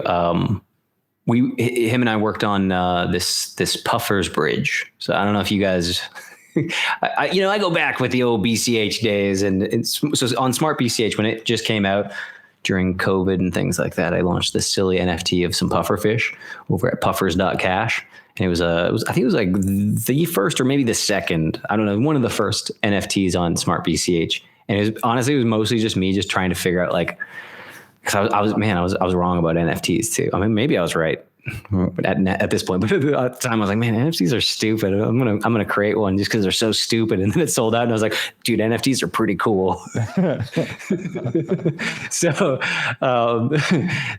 my NFT was just raising 100% of the funds to this orphanage in Vietnam to help some of these little orphans in Vietnam. And but then Smart BCH just kind of like I don't know. Is it around still? It's kind of around still. It's available, but it's like waning compared to cash tokens in terms of community support. So Mathieu, he built this one-way bridge to allow us to bridge puffer NFTs over to cash tokens. And then there's a small bridge fee, which also gets donated to the orphanage. So if anyone wants to go rescue some puffers that still exist on Smart BCH, I think there was only 2,100 minted. And I think only to date, maybe 40 have bridged over. So if you can find any in your old wallet, or if you've got any in your MetaMask, or if you see any floating around on Oasis, on Smart BCH, or any of these other like NFT trading platforms on Smart BCH, you can actually rescue them. You pay a small fee to move them over to cash tokens. And then that fee actually goes to support some orphans in Vietnam. So, prove it to me, green coiners, that we still got it.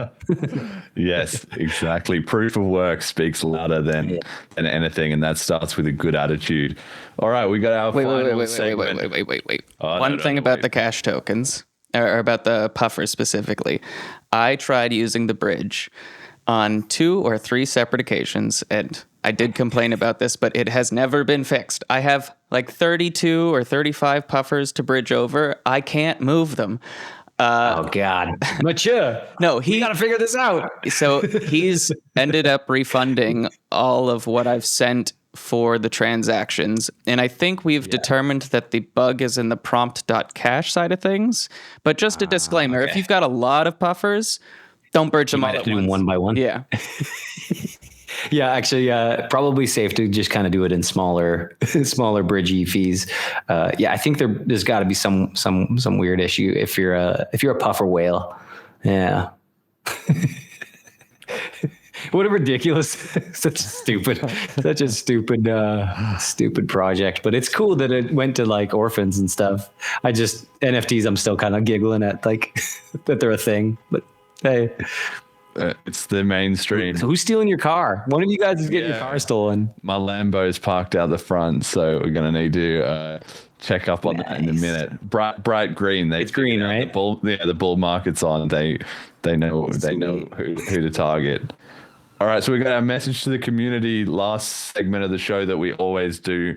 You can just say whatever you think. And I know you've already given the BCH community some advice, so you can either elaborate on that or give something completely different. What is it that the Bitcoin Cash community needs to hear from your perspective? What do you guys need to hear? I still love you. I still love you. That's it? Just that? No elaboration? It's like, just that. No. Okay, I'll go into some meat. I was watching some of this drama unfold with, RBTC moderating and the censorship, and our Bitcoin Cash is now kind of like, those two always, there was always those two, right? But I'm also kind of one of those like free market people where like, I think it's fine to censor the shit out of someone as long as it's like, this is like a known censoring, group. But you got to like, I think the free market of like having one where it's totally open is cool. You kind of need like, you kind of want to be able to go down the alley and hear the crazy people speak, even if they're crazy, it's kind of fun. You walk around Vancouver, Canada, and you're just like walking down like around gas town. You're like stepping over homeless dudes. It's like total chaos in the street. And you're like, man, it's fun to be alive. It's fun to be just like observing, PCP trips, like they're talking to aliens and you're like, cool, man, cool. So letting people do that on Reddit is cool in my head. But I would, in your defense, taking a little bit aside on your position. Okay, I went to college in Halifax, Nova Scotia, and there was this cool park, and it's unironically called the Commons. It's kind of it's a beautiful park in the day, but at night, during when I was there, I'm sure it's probably worse now because Canada's just a total shithole. But at the time, you would walk through the commons. If during the day, it's beautiful, dogs walking and frisbees and like hippies playing hacky sack. It's cool. But you go at night, you get fucking mugged, like you get stomped. And it was like, like you don't want people wrecking a good thing. And if it's a bit of the, if people are, there's, if there's gardeners putting flowers in the commons, they're making the garden beds look beautiful, cleaning the benches, and you got some assholes fucking leaving old stinky dumps on the bench and, smearing poop everywhere and, digging holes because they're like on PCP and mugging kids. At some point, you're kind of like, I got to get rid of some of these people because this used to be a nice place. So how that's approached is always kind of delicate because I think on the government end, it's like, hey, maybe you can lock up the people doing the muggings and, maybe the dude smearing his poop on the bench is probably having like a mental issue thing. You probably got to like put him in a mental thing. And, there's that approach, right, where you got the law. And then there's this like Reddit moderator approach where it's kind of like, it's a hard thread to needle. Yes. Yeah. It's a tough one, man. Cause on the one hand, like, yeah, moderators are doing free work. They're the gardeners in the commons. And if everything that they do is just getting stomped on and people are, shitting on their flowers, at some point they're just like, man, I'm going to stop planting flowers. This isn't worth my time anymore. And then I think at that point you start getting shittier gardeners, and then they're the gardeners that are okay with people stomping on their flowers and, leaving a mess. And then it's just like, it's the natural decay of the commons where you're like, I just don't go to that park anymore because I'm probably going to get knifed, So, but you still kind of need that. You just got to know what you're getting into. You like, I don't know. It's a tough one, man. I don't have all the answers to it. I would say that, like, just going back to what I said earlier, I think forgiveness is a big one. If people are trying to be better and they've gotten some help and they're making a good, honest effort, I think it's okay to kind of give people second and even third chances. But I would say that if there's like, if they start putting poop on the bench again, they start stomping on the flowers, it's okay. It's okay. I think it's just, BCH is really tough, right? Because it's like, they've got such a strong history going back into Bitcoin for like anti-censorship, which is rightfully so. Like the censorship that was occurring on our Bitcoin probably led to small blocks winning, big blocks losing. But from the small blockers' point of view, they succeeded. Moderation helped, So it just depends on like what side of history you're on. Yeah, so it's tough, man. I think it's a tough one to thread. But I would say having a place where it's free and open, good. Having a place that's moderated, also good. Kind of maybe that's just me being a serial enjoyer, where I'm just like, drama. Drama's fun. it's something to talk about. At least it's something different than prices and stuff like that, which is pretty boring. Yeah, okay. I didn't really plan for us to get, into some of that drama, but just while we're on the topic, I will say both Bitcoin is T Future and Renegade both afterwards have said, either publicly or privately, that they sort of think maybe they were on the wrong side of that issue, or their opinion has changed, and that probably the way things ended up was for the better, even if in the recent past, they weren't so aligned with it. So I sort of felt like it was a good vindication that the community was able to have a debate on a topic and come to some kind of a fairly universally agreed resolution. I think that's a very healthy thing. You need to be able to disagree, and you also need to be able to come to a decision, right? Mm-hmm. So I was very, very glad to see that. Okay, we've got our final shout outs and stuff for the show. Supporter appreciation. Thank you very much to our donators. Thank you to our patrons, Ricky and HP. Thank you to our sponsors, General Protocols. Check out bchbull.com.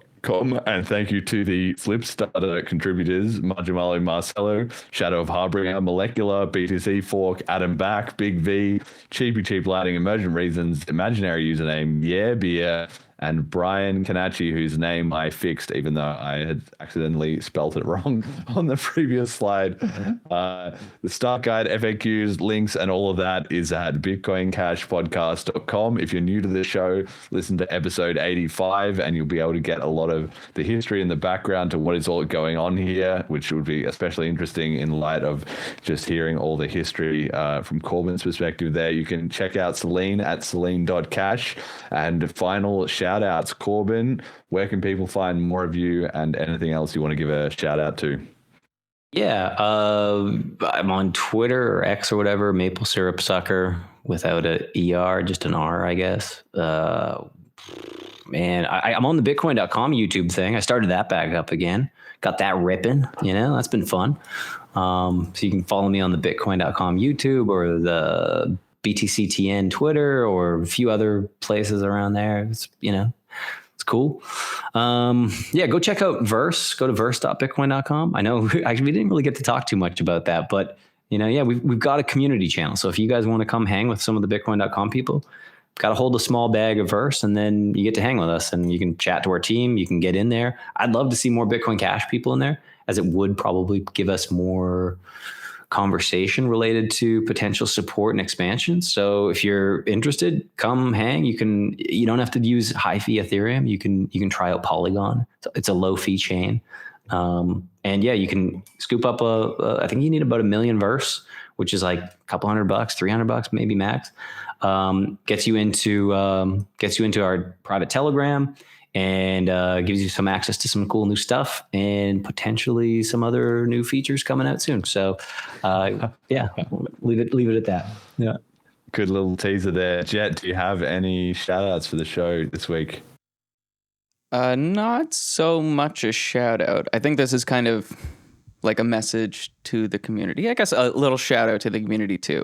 So we see kind of the same criticisms towards the community here, I think, that we did when we had Paul on. And there's a couple things that I disagree with you on, Corbin, but I think the sentiment is there. And I think the community has kind of responded appropriately organically. So over the past year, we have this someone meme where people are like, oh, we should do this. There's now like a Telegram command in most channels where it's like, you should be the someone to do that. That's not this we thing anymore. Get to work. And put the effort in to be the cool community, have a cool party. But also, I think that gardening analogy was really good. Be a good gardener. Start planting some flowers. And don't let people shit on them. Absolutely. That's exactly. It's a community project, the Commons. That's exactly what it is. An aptly named garden, it sounds like. My shout out goes to Freedom Boy for submitting the winning Bliss song, which we're going to use as the outro music, except I believe on the live stream right now. I forgot to tell Jet beforehand, but if you're listening to the recorded version or on future episodes until Bliss comes about of its own accord, then you can take a listen to these amazing vibes. It's clearly a passion-filled submission, and I think a very deserving winner. So enjoy that. Thank you all for listening. Till next time.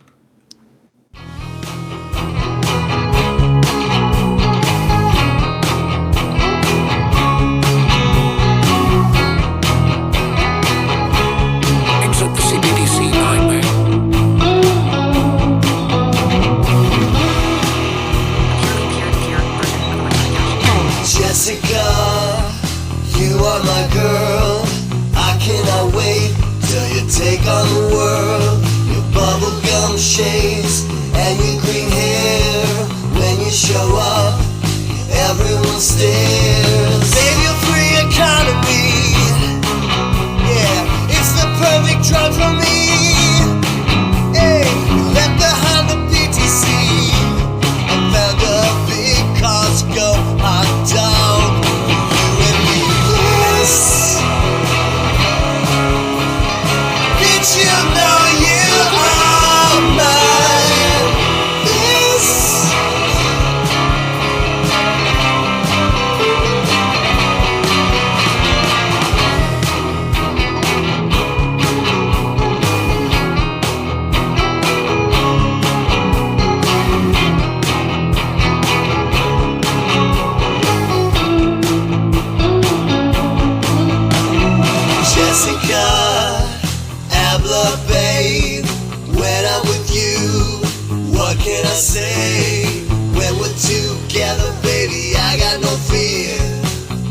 transactions are peace.